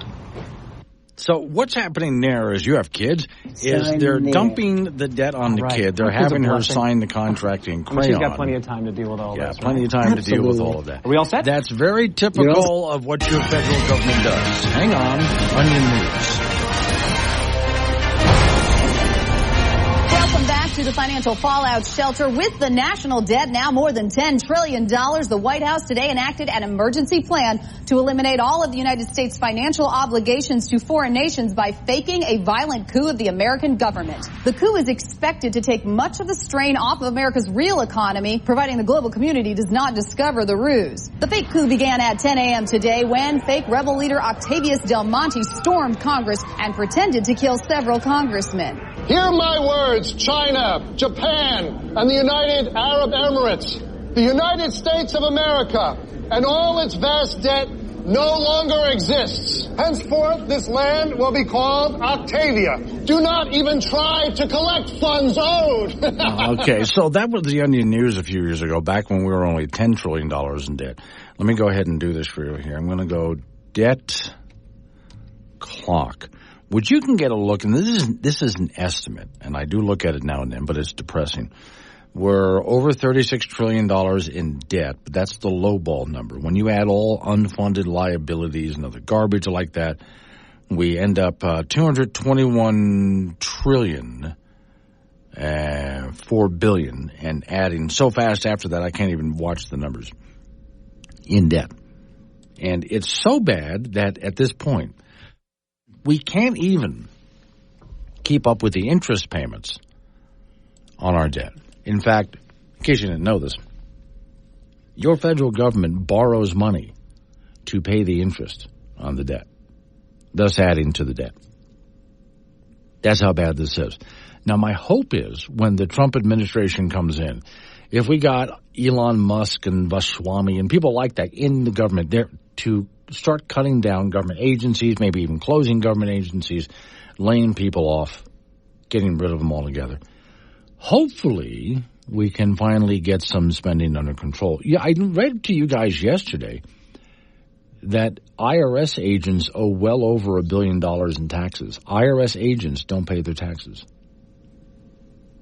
This is your responsible government for you. So for those people who differ with me when it comes to my mistrust of government, I don't expect you to agree with me on everything, but can you at least understand why I have massive trust issues when it comes to them? All right, so yes, it is true in the state of Wyoming, a judge finally has ruled on whether abortion can be illegal in the state of Wyoming or not, and she said, according to the Wyoming Constitution, we're not allowed to ban abortion. That's a huge ruling. We'll talk about that right after a local news update on your weather forecast. And it is open phones, by the way, if you want to get in on that conversation. 888-97-WOODS, 888-97-WOODS, Wake Up Wyoming.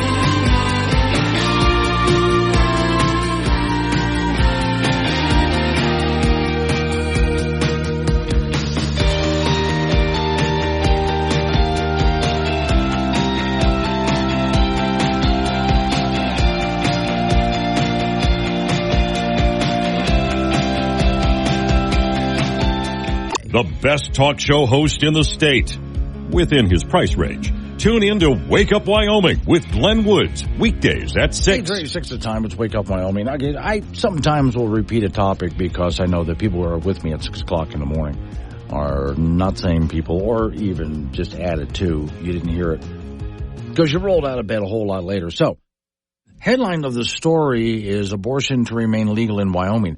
That, according to a judge who's out in Teton County, who's been listening to this case for a couple of years now. And here's the Reader's Digest version of what's happened. So here you have the U.S. Supreme Court, which when they passed Roe v. Wade, when they voted on that, admitted at the time that it was on sketchy ground because it was the Supreme Court making a law. And it was a federal law that was something that the federal government can't do. It didn't go through Congress. It didn't go through a president. The courts decided it. And it was outside of the Constitution because things like this, are like abortion, are supposed to be settled at the state level. And it comes under what's called enumerated powers. There are, in the Constitution of the United States, certain things that the federal government's allowed to do.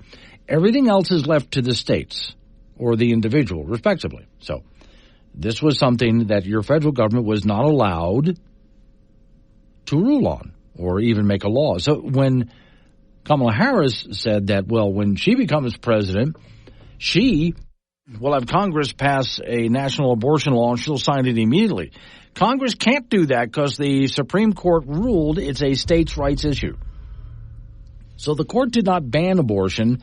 It sent it back to the states. So each state can have their own abortion laws. If you're wondering why don't we just have one federal law, again, the federal government's only allowed to do certain things. And if it's not mentioned in the Constitution, they can't do it. We're also, think of the United States this way. We are 50 separate countries in a giant cooperative. So the states are supposed to be more powerful than the federal government. We get together at the federal level to work as a big cooperative. So in Wyoming, this means different states are going to have different rules. Some states, abortion, anything goes. Other states are going to ban it entirely. Most states are going to be somewhere in between. With Wyoming, we had a trigger law that if the Supreme Court ever threw abortion back to the states, then Wyoming would immediately ban abortion except in extreme cases, rape, incest, the life of the mother is in danger. Other than that, it would be banned in Wyoming. And so that trigger law went into effect. Right away, there's lawsuits. Now, here's the deal. In the Wyoming Constitution, there is a line in there about your personal health decisions being yours, which is why, unlike some other states, when it came around COVID time, nobody was allowed to tell you that you had to get a vaccine. It was entirely up to you to do it. That's in our state constitution. Your health care choices are yours, and the government's not allowed to tell you what you can and can't do. Which is why the judge out in Teton County said, well, abortion is health care. In her opinion, abortion is health care. Therefore, you're not allowed to have a law, Wyoming's not allowed to have a law that would ban abortion. Can't do that. Now, this case has been in front of this judge for about 2 years, and this is her final decision on that. When the trigger law came into effect, she put a stay on that, which is typical for judges to do this. Everything is going to remain the same until we decide it in court, is what she said. So abortion has still been legal in Wyoming this entire time while the case was decided. Now she's decided the case. All right. So what do the Republicans do from here? They have options, and I think they'll do both at the same time, although this is not going to be settled overnight. One possibility is to go to the Wyoming Supreme Court and argue it there.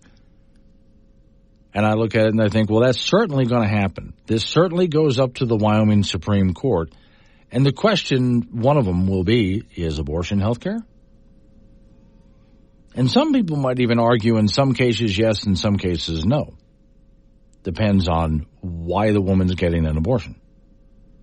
But we'll see how that's argued. But it will definitely go in front of the U.S. or the Wyoming Supreme Court.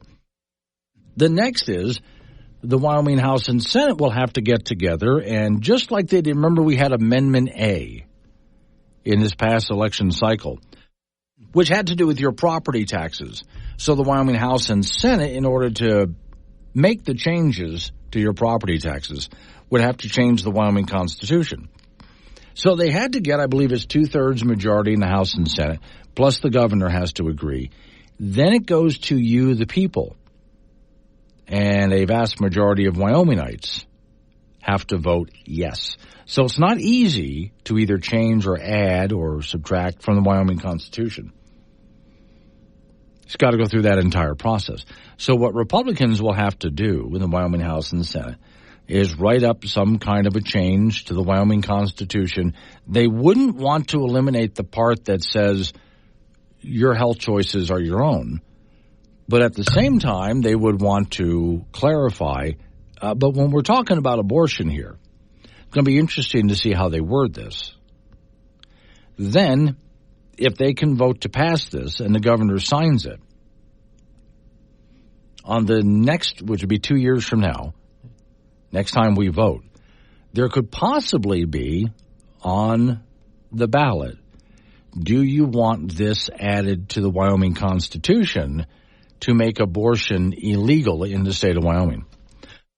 If they're able to do that, then the judge can't change her mind and or rule differently, or we're stuck with it because we've changed our Constitution. Currently, this judge is saying abortion is health care, and Wyoming says your health care are any choices you make are your decisions.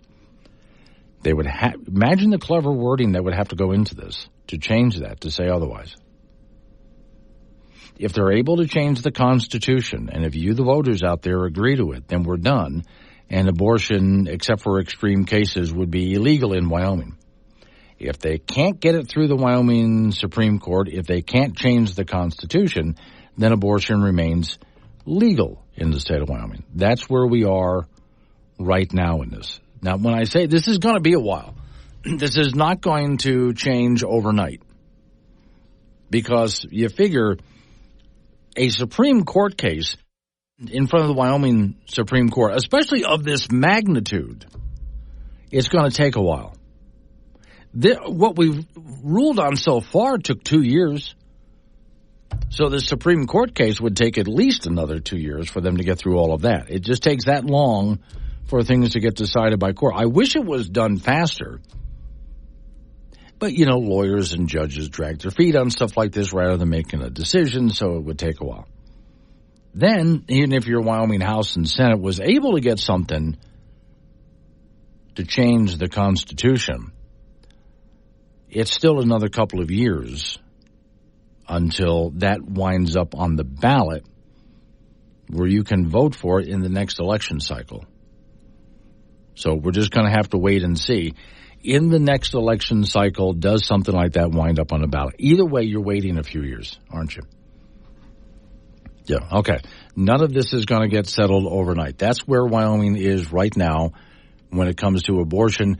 At the very least, for the next couple of years, it remains legal in the state of Wyoming until those people who want to ban it can get whatever they need to get together to win it. I think they have to go both to court and change the Constitution at the same time, and I think they will do both. As soon as the judge came down with a ruling, which was Monday, you better believe they already started having meetings. Everything was set in motion. In fact, I wonder if some people were not, it wouldn't surprise me, expecting the judge to rule this way, and she is a more liberal judge over in Teton County, kind of expecting her to rule this way. They were already putting everything in motion. So we'll find out. Coming up on 846, Wake Up Wyoming. Honestly, he's just happy to be here. Catch Glenn Woods on Wake Up Wyoming, weekdays at 6 on air, on Alexa, and on the Wake Up Wyoming app. 8:48's the time. It's Wake Up Wyoming. Off to the icebox we go, where Frank Gambino's waiting by, and I'm going to bring Frank back to some other kind of things that I've seen on television over the years. That has more... not as gross. Not as gross. Okay, that's what I was Do you remember hair in a can? Hair in a can? No. Yeah. Okay, so let's say I remember Dippity-Doo. Well, let's say you had a bald spot going in the back, right? Yeah. So you can get this spray can, and it was like a cornstarch I remember thing. that. Yeah, okay. And this cornstarch thing would grab a hold of what little hair follicles you had and expand to make it look like you had hair back there. Why don't you just get a toupee? There you go. Okay. The fat magnet. Yes. The fat magnet claims to be the perfect solution to being, fat. It helps suck up greasy foods. Truth is, we don't really know how this thing works. It says here, actually, it doesn't. This product was endorsed on the Dr. Oz show. Oh, well, of course. Painfully awkward. But it was supposed to be something that you eat and it would just, basically suck the fat out of you. What happened to that exercise machine with that belt? That that never worked either. All that did was just shake your fat up. It never made you You never skinnier. Lost any weight with the thing? No. The Hawaii chair. Hawaii chair. Okay. Let me see. Let's see. You sit idly while doing nothing at work. The chair has a motor, some kind of a gimmick inside, that's supposed to give you a nice hard butt and tight abs. Sitting down, doing nothing. The chair will do all the work for you. It's too good to be true, Glenn. Okay, there you go. Okay. It's too good to be Facial Flex. Facial Flex looks more like it belongs in a dental clinic. Daily Beauty Regime advertised as a product that gives a natural facelift. Facial Flex is almost as old as, women trying to get a facelift. Get a facelift, yeah. Similar device, neckline slimmer, and things to eliminate your double chin. Oh. All of these different products made it onto the air with horrible commercials and eventually just went out of business, thank God. Oh, boy. Thank God I missed that. The junior college basketball, the Casper College men's team posted a 93-73 win over Yavapai, Arizona last night at the Erickson Gym. Stephen Ossie led the way for the Thunderbirds. He had 23 points. The Birds went to the free throw line 43 times. That's too many. And they made 26. Casper 6-1, and they will be at North Idaho on Thursday. The Casper College women's basketball team 3-3 on the year after a 73-63 loss to the Air Force Prep on Saturday. Andy Schisler led the Birds with 25, and they will be at North Idaho on Thursday. The OCCC men's basketball team from Cheyenne 1-3 after an 88-84 loss to Eastern Arizona their last time out. They got 25 points from Davion Butler. They'll be at Salt Lake Community College today. The OCCC women's basketball team 2-4 after an 82-56 loss to Dodge City, Kansas in the Scotts Bluff tournament over the weekend. Marcella Savreja with 16 points for the Golden Eagles, who will be in Gillette on Friday to meet Colorado Northwestern. And women's college basketball at the Division I level, the Wyoming Cowgirls lost to Gonzaga in Spokane on Sunday 62-51, so they're 1-3. Emily Malima had a career-high 27 points on 10 of 18 from the field, but Allison Fertig had just 6 points. The Cowgirls shot 33% from the floor in the game and really had a rough second half. UW will be at home in Laramie on Friday to take on Colorado Christian. Wyoming Galway football team will have a monumental task ahead of them this Saturday in Laramie, where they will host 12th-rated Boise State. And the way things are going for both teams, it appears the Cowboys have very little, if any, chance of winning this.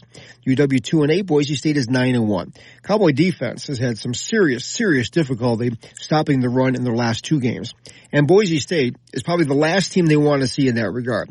Running back Aston Genty is a Heisman Trophy candidate with over nearly 1,900 yards rushing with 26 touchdowns. No wonder the Cowboys are a whopping 22.5-point underdog in the game. Who can remember the last time the Cowboys were that much of a dog in a game? It'll be a 5 p.m. start from Laramie on Saturday. We'll have that for you on K2 Radio in Casper and KOWB in Laramie. High school cross country from over the weekend. Maggie Matson of Cheyenne East took 7th place in the girls event at the Big Nike Regional in Eagle, Idaho. She ran 17.41 and is the defending 4A state champion in that event. Madison Antonino of Jackson placed 16th. Star Valley's Jace Burton took 2nd in the boys event in Idaho, running 14.55. His teammate Javi Wetzel placed 19th in that big race that had over 4,000 competitors. I'm going to have to look up this one commercial. It's for this device. You put these little electrodes on your face, and it has a 9-volt battery in a box, and it's supposed to exercise your face to get rid of wrinkles. Oh. And it was supposed to be a really, really bad commercial as people got their faces exercised. Exactly what I'm talking about over here. Ain't television grand? Oh, you tell me about it. Coming up on some local business we have to take care of. We're going to roll into news time after that national local update on your weather forecast. It's Wake Up Wyoming.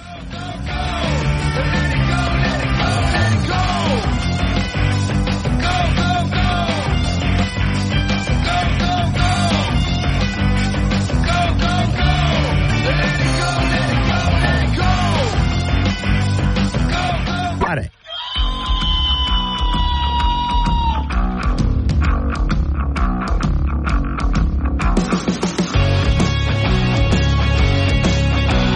Six the time. It's Wake Up Wyoming. We're getting near Thanksgiving time. So Thanksgiving time means we sit down and talk with Jamie, because for those people who live in the Natrona County area, birds and bucks, time to start gathering up Thanksgiving stuff, because next week already. Yeah, Thanksgiving is next week. Yes. Who would have thought it would have come so fast? I'm still working on February. I agree. So, okay. It has been, for a lot of people, a tough year financially. Every year we have that same conversation, but it has been. Prices have skyrocketed for a lot of these items as well. So I think we're doing this in a different place this time? We are. We will be set up in front of Walmart East. So same place you can find us for Stuff the Van Toy Drive in a month from now. We'll be set up at Walmart East, and we have our AmeriCorps volunteers who will be on site too. So they'll be greeting you at both doors. The reason we decided Walmart is, honestly, their prices are just more affordable for everyone, and it seems like lots of folks shop there, so we wanted to make it easy to give. Okay. So what do people bring, or can they bring by going into the store? Because I know some people will pick up all the fixins and goodies, and other people will probably just want to walk by and hand you some cash. Absolutely, and we can do it all. It's called Birds and Bucks, so primarily we're looking for those frozen turkeys and cash.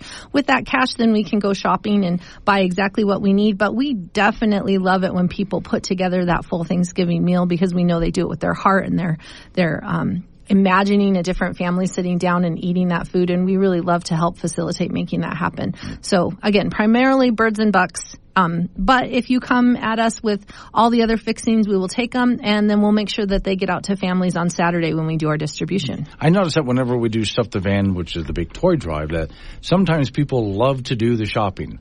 Other times they're walking by and they just go, here's it could be a 20, it could be a 50, whatever the case is. Corporate sponsors. Yeah, and in fact, I'm glad you mentioned that. We already have our first business challenge. Peaches Family Restaurant is throwing down a bunch of birds. They've already donated. I pick them up tomorrow morning. And so I'll just toss them in the freezer. But they threw down a bunch of birds, and they want to challenge everyone else to give some turkeys to this food drive. Okay. So if you would like to be a corporate sponsor, where do they go to do that? Well, they can find a link to donate on all of the Town Square Media K2 Radio pages. And then if they want to come by, we would love that, just because all of our DJs who will be live and on location would love to do a quick soundbite with them and acknowledge that they're doing that, and also make sure that they throw down and they get that message out for whoever they're challenging. Okay. So you can stop by and do this on Friday when we're going to be there. And this starts early. That's Drew right. is going to be broadcasting there for his entire morning show.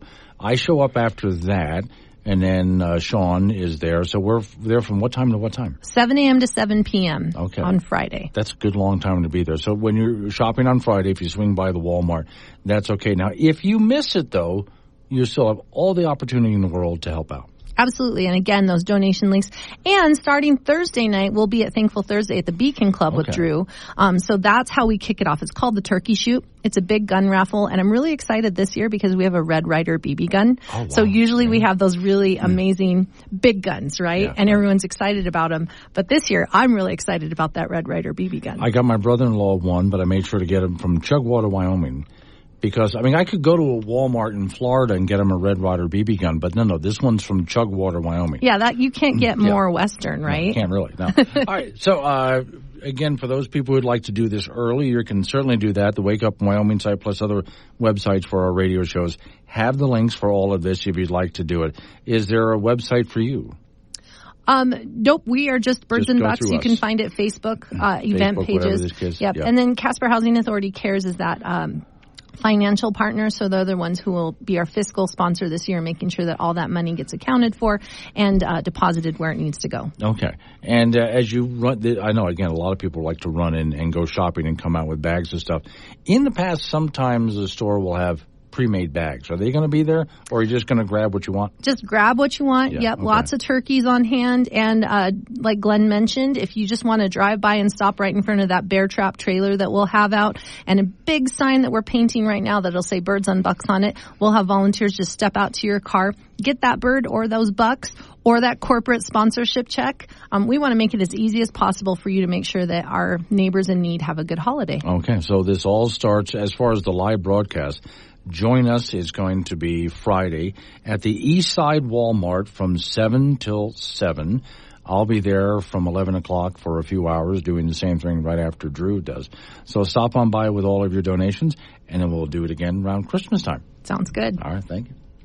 Wake Up Wyoming with Glenn Woods on K2 Radio. Got something to say? Chat him on the Wake Up Wyoming mobile app or call 888-97-WOODS.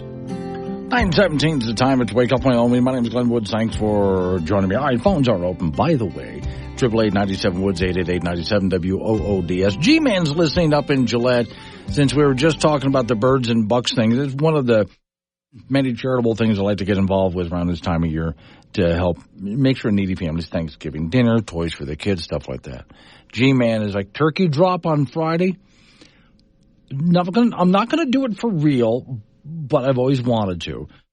But you know, every Thanksgiving, just before Thanksgiving, I always play the WKRP turkey drop bit. Always. That's been a tradition since I've been on the radio and WKRP first aired that. I have to play that every single year on the air. So I definitely will play it anyway. All right, you can interrupt me, talk about what I'm talking about, or change the subject, fine by me. I'm going to do something. I've been holding on to this for a couple of days, and I thought I'd got to find a place to put it in. And I'm actually going to feel sorry for this woman, what I'm about to play.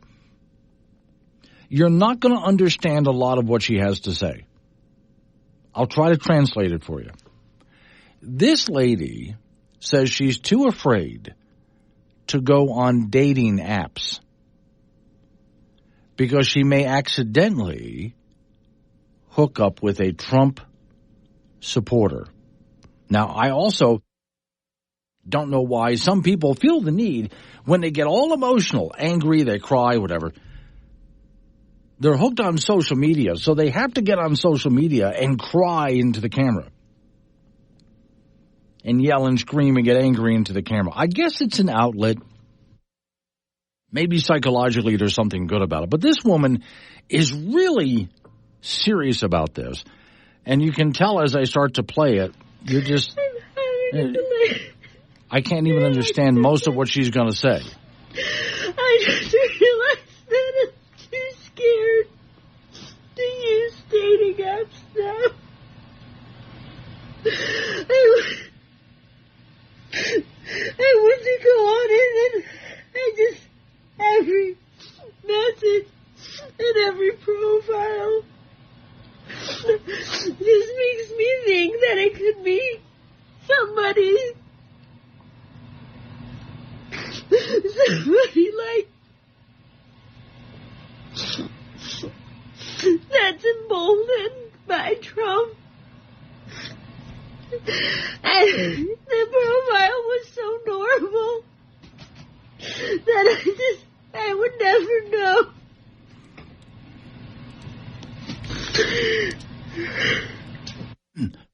So what do you do there with that? And again, I don't know if you can understand all of what she said. I'll translate a little bit for you. She can't even go on dating apps because she's afraid that she might meet someone who's emboldened by Trump. And she wouldn't know because they seemed so normal. But then she started to date them after she was starting to get feelings and, getting serious with them. And she ends up with a Trump supporter. And you see how hysterical she was and how she cried. Wow. What a major problem we have here with her and other people who have really the psychological condition they're in. But, I can blame a lot of people for that. In part, I'll blame MSNBC. Fred is in Colorado. Morning, Fred. Good morning, Glenn. Yes. Hey, listen, you're social justice guy. Yeah. I think he needs a girlfriend. Okay. Well, I thought about this, but go ahead. Well, he needs to be dating this girl, and then it turns out he finds out she shaved her head, is wearing a blue wristband, and is committed to no sex because Trump got elected. Yes, exactly right. I thought about... Well, go ahead. I'll let you finish. Well, but also he finds out later on that she's really transgender and has been trying to make the Wyoming girls volleyball team. Okay. My idea was... Since all of these women say they're not going to have sex with conservative men, then finally our social justice warrior thinks that he has an opening there, but these women are still interested in men, not him. So let me tell you, for those who don't know what's going on, I came up with a character a while ago, and it's a superhero. It's a liberal superhero called Social Justice Warrior. I'll play you one of the bits in just a moment here, but... I had quite a few episodes written with him. And then I kind of ran out of ideas, so I stopped for a while. I thought, well, something will happen again. I'll bring him back. Oh, G-Man. Social Justice Warrior versus Turkey Job. Hang on, G-Man, because he's up in Gillette. It's kind of fun to get a call from Colorado and someone's texting me way up in Gillette. That's fun. But here was the idea. So now that Trump is president, what does our social justice warrior do? Our liberal superhero. Well, let me see. These are the ideas that I had and you guys had sort of combined. Here's what we've written down so far. Oh, and by the way, I've written the first episode to bring him back, and I've sent it to our friend, the Dan, who is in Sioux Falls, South Dakota. So he'll voice his part, and I do the voice of the announcer, plus I'm the social justice warrior voice. So we'll put that together for you. But all right. 1, he's evicted and is living on the streets in Denver with homeless people and gangs. Yeah, a little reality bite there. Tries to infiltrate the Trump administration by dressing up and acting like a conservative. Of course, he has no idea what that's like, especially when he walks up to a conservative and gives a Hitler salute, and they have no idea why he's doing that. Tries to leave America, but finds out immigrating to another nation is really hard because they have all these rules and stuff. Ends up getting deported. I need to add that in. Hang on. Ends up getting Deported. There we go. Let's see. Trump cuts. I misspelled something here. There we go. Trump cuts social services budget, so he has to get a job, but he's not qualified for anything. Furthermore, he does not want to work for the man. I was asked the question, what kind of weapons does a social justice superhero carry in his utility belt? Yeah, so we'll have to come up with that. Meets Gretchen, a tree hugger, and gets into an abusive romance. Leftist women won't date or have sex with men. This is his chance, but they turn out to be less than zero. With Trump, all liberal cards are now void. And he was using a lot of liberal cards, but now all of those cards are void, so he's got no liberal card that he can throw out anymore. And finally, the idea of, hey, get him on a bug diet. Since they want us to eat bugs, what if we have our social justice warrior sit down and actually try to eat a bug diet? Okay, I'm definitely going to have to write that episode. So let me go down to, let me see, there's an embarrassing, okay. Here's one I don't think I played yet this week, a social justice warrior episode. We now return you to another thrilling episode of Social Justice Warrior. This week, through methods of enforcement, our hero is trying to save the planet, but he is stopped by an officer of the law.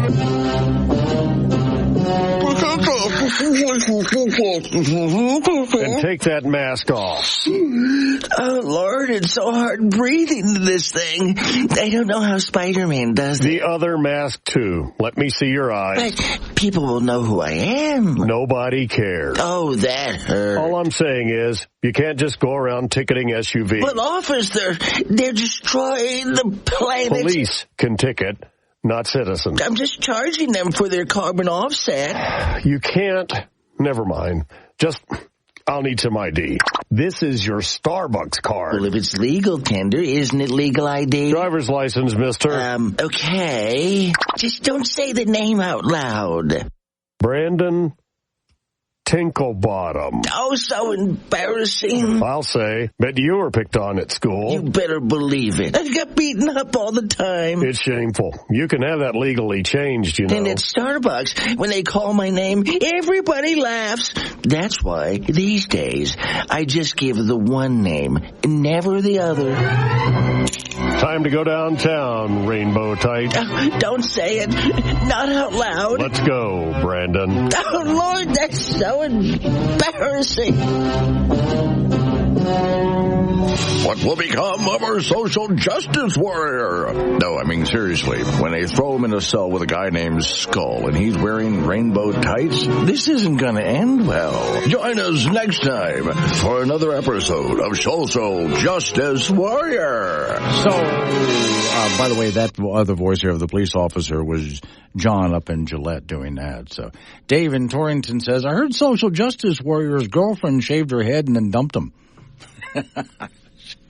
So, yeah, there's going to have to be a girlfriend episode, definitely, and she's going to have to freak out on him. Okay, then there's going to have to be an episode where he wants, and Miss Mary got in on this. I said, someone suggested an episode where he decides we all have to start eating bugs to save the planet.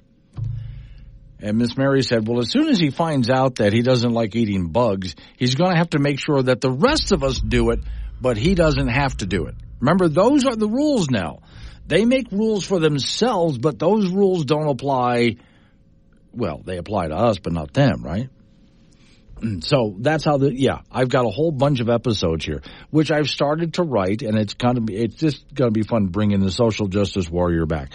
Another one that I want to bring back, and I haven't written these in a while, is Jenkins and the Boss, which I might have to go back and play another one of those episodes for you guys if you haven't seen it. I used to write Jenkins and the Boss episodes all the time, but now the entire workplace scenario has changed because the boss used to have to deal with a woke culture, but woke culture has been canceled. We have canceled cancel culture. That's got to be a T-shirt. I might get a baseball cap that says that. I'll explain as we get into, well, we got local news update on the weather forecast. You and I get back into it again. It's Wake Up Wyoming.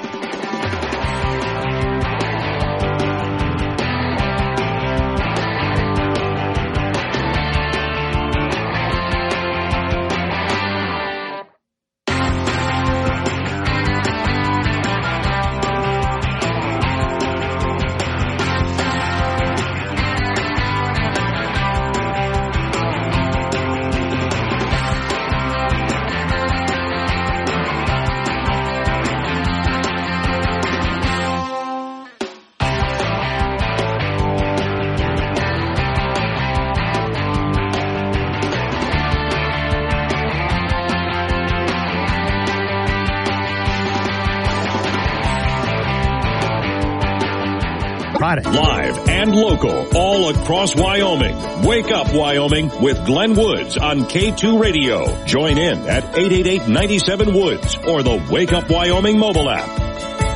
9:36 at time. It's Wake Up Wyoming. I do appreciate everybody sending in their suggestions for what to do with the social justice warrior. Another one I want to revitalize, haven't written these for quite a while, is Jenkins and the Boss. So here's the premise of Jenkins and the Boss. And I especially want to do this because we have cancel culture. So the boss is a self-made man. He's a rich man,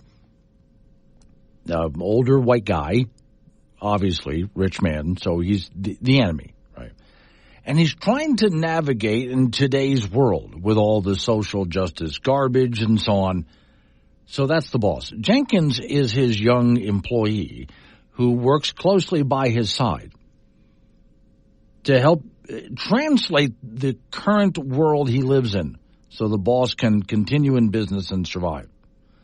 In this particular episode, which is actually a very old episode, the boss was trying to deal with gender-neutral bathrooms.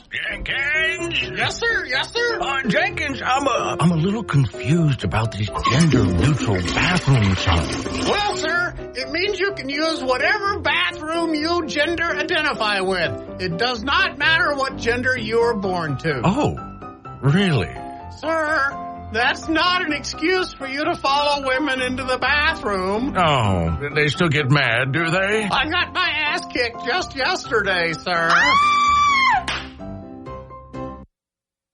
Okay, so let me see. As that one was playing, I started thinking, move to California, Obamacare, paying taxes, privileges showing.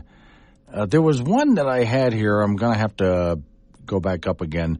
Oh, here it is. Bob and Barb. Jenkins? Yes, sir. Yes, sir. Jenkins, I'm not sure what's going on with Bob down in shipping. Sir, Bob is now Barbara. Oh, so we fired Bob? No, sir. And replaced him with Barbara? No, sir.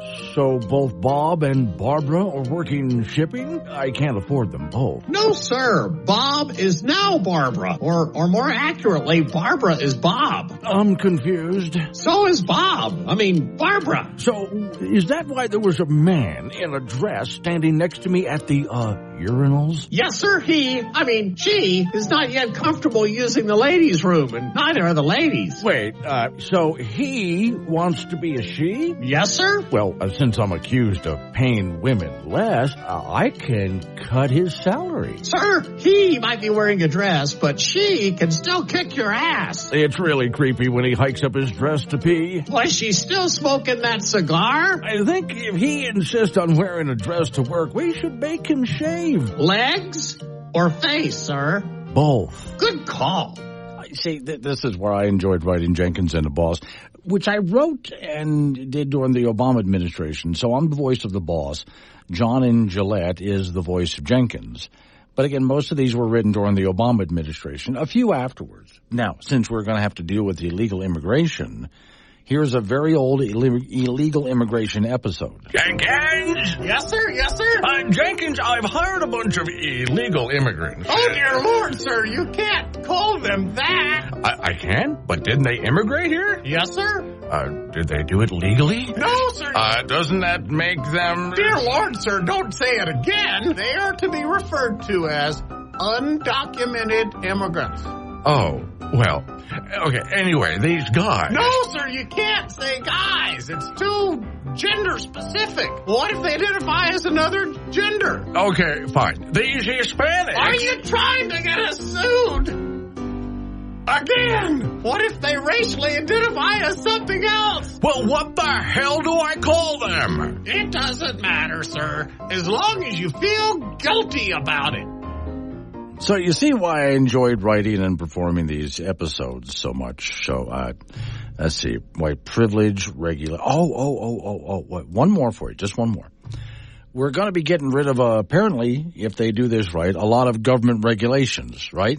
Well, the boss solved the problem of government regulations a long time ago. Jenkins! Yes, sir? Jenkins, we seem to be having a little bit of trouble keeping up with all of these new government regulations. Every time I think we've got a handle on them, they just send us piles more. Yes, sir? Should I double the staff again? No, I don't think we could afford that again. I have a better idea. Why does it always worry me when you say that? If we create our own bureaucracy, we can force the government bureaucrats to go through, thereby slowing down the bureaucracy. Sir, that is so stupid. It just might work. Yeah, so that's what I was thinking. And might I say, sir, that it is my hope that I share my jail cell with you. Why, what a nice sentiment, Jenkins. Sir, I'd rather spend the next 20 years with a 68-year-old fool than as the girlfriend of a tattooed behemoth whose legal name is Skull. I'm sure you'll want the top bunk. I'm sure you won't be able to climb up there. Good point. So anyway, that's why I love writing Jenkins and the Boss.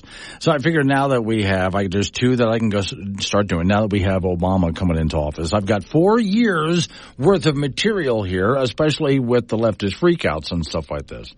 And so I can start writing new episodes of that. And there's some other ideas and characters that I've thought of as well that I might go ahead and create and put on the program. That way, this program is not just your typical talk program where you're hearing the same thing over and over again. There's better ways to illustrate the point. What I also do like and appreciate is that you guys send me ideas, which I do incorporate. And in case you hadn't figured it out as I'm doing this, some listeners out there have become characters in these bits. So, yeah, that could be you, too. Let's Wake Up Wyoming. Serious takes on local politics, or something like that. Tune in weekdays 6 to 10 a.m. to Wake Up Wyoming with Glenn Woods. Coming up at 9:48, off we go to the icebox where Frank Gambino is waiting by. So, Frank, you've heard of the Bermuda Triangle, right? Yeah. Yeah, okay. And there's some others around the world. Have you heard of the other ones? No, I only thought there was one triangle. Okay, let me see. There is one, Dragon's Triangle, off the coast of Japan. And this is where planes go to disappear. And ships and stuff like that. Okay. There's actually in Vermont, there's one, the Bennington Triangle. Cars disappear there. Cars disappear in the ocean. Yeah, and people. Bridgewater Triangle in Massachusetts and the Bass Strait Triangle in Australia. There's one real close to Wyoming here, and it's in a national forest, Idaho-Wyoming border.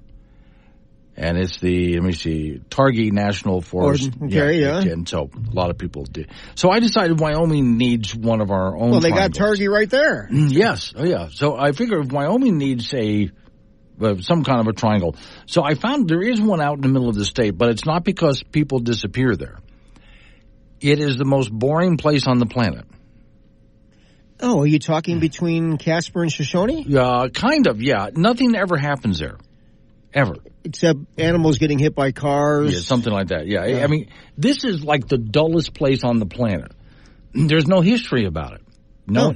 If you talk to the American Indians about it, they have nothing to say. Okay. So nothing happened way back then. You look in the history books of Wyoming, nothing has ever happened in this triangle. Ever. Where is this triangle? Okay, so if I go ahead and take a look at the map that I created here, let me see. Oh, my God. You ever go ahead and put something up and then you can't read your own crap? Yes. Okay. So it's somewhere over there. Yeah, okay. Wait, let me go ahead and call this up here. Because when I describe this to you, everybody's going to understand exactly where I found that this triangle is. But let me see. Okay. So you were mentioning Shoshone, Riverton, that area. Let's go below that. It's as if you were heading between Casper and Glen Rock. It's kind of like below Jeffrey City. Oh, over towards Rawlins. Well, actually, let's start with Sweetwater Station. Okay, yeah. You know where that is. Yeah. From Sweetwater Station, head on over toward Superior, Wyoming. Mm-hmm.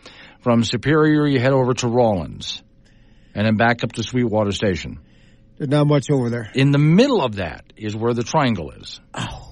Now, you've been out that way. Yes. Is there anything out there? No, but I don't think anybody's disappeared out there. Well, no, because nobody goes there. It's too boring. Well, yeah, you got to go through Jeffrey City. Well, you get, but there's not much there. No, there really isn't. No.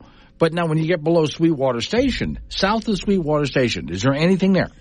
Nothing that I can recall. Exactly right, yes. Which is why when people drive past that, they tend to step on the gas. Not because they're afraid. They just don't want to be there for too long because in the history of planet Earth, nothing has ever happened there. That's the Wyoming Triangle. I got it.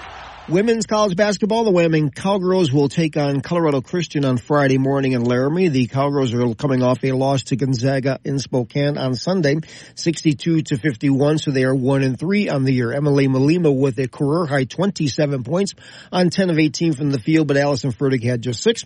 Cowgirls shot 33% from the floor in the game and really had a rough second half. Casper College men's basketball team at the junior college level posted a 93-73 win last night over Yavapai, Arizona at the Erickson Gym. Stephen Osei led the way for the Thunderbirds with 23. Birds went to the free throw line 43 times and made 26. Casper 6-1. They'll be at North Idaho on Thursday. Casper College women's basketball team is 3-3 on the year after a 73-63 loss to the Air Force Prep on Saturday. Andy Schisler led the Birds with 25, and they will be at North Idaho on Thursday.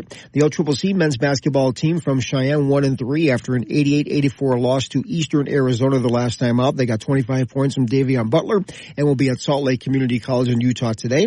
The LCCC women's basketball team 2-4 after an 82-56 loss to Dodge City. Kansas over the weekend. Marcella Saavedra with 16 points for the Golden Eagles. They'll be in Gillette on Friday to meet Colorado Northwestern. High school cross country over the weekend. Maggie Matson of Cheyenne East took 7th place in the big Nike Regional in Eagle, Idaho. There's over 4,000 competitors in this particular event, boys and girls. Now Matson ran 17.41. She is the defending 4A state champion in cross country. Madison Antonino of Jackson placed 16th.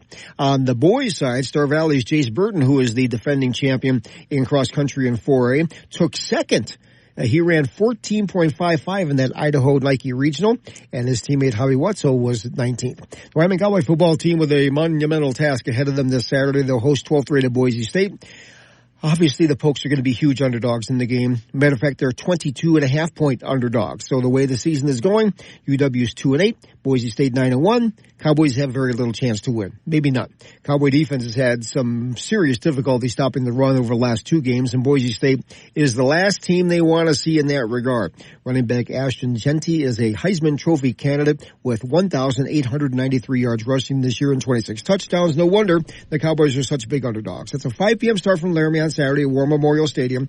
We'll have it for you on K2 Radio in Casper and KOWB in Laramie. That's in sports. Okay, so for our Cowboys, don't suck as much as the odds say. That's all I'm asking. Maybe they should just kind of hang out in that triangle if they can find it. Because nothing will happen in the triangle. Well, no. Then if nothing happens, that's a good thing for them. Yeah, that's actually a really good thing. But no, all I'm asking is, guys, we know you're not going to win this. Just don't suck so bad that we're embarrassed. That's all. Yeah, we can look good. Something respectable will be fine. Yes. You're going down in flames, but damn, you look good doing it. Fight your way down. There you go. Thank you, Frank. Coming up on some local business we got to take care of. We're going to roll into news time after that. National local update on the weather forecast. Wake up, Wyoming.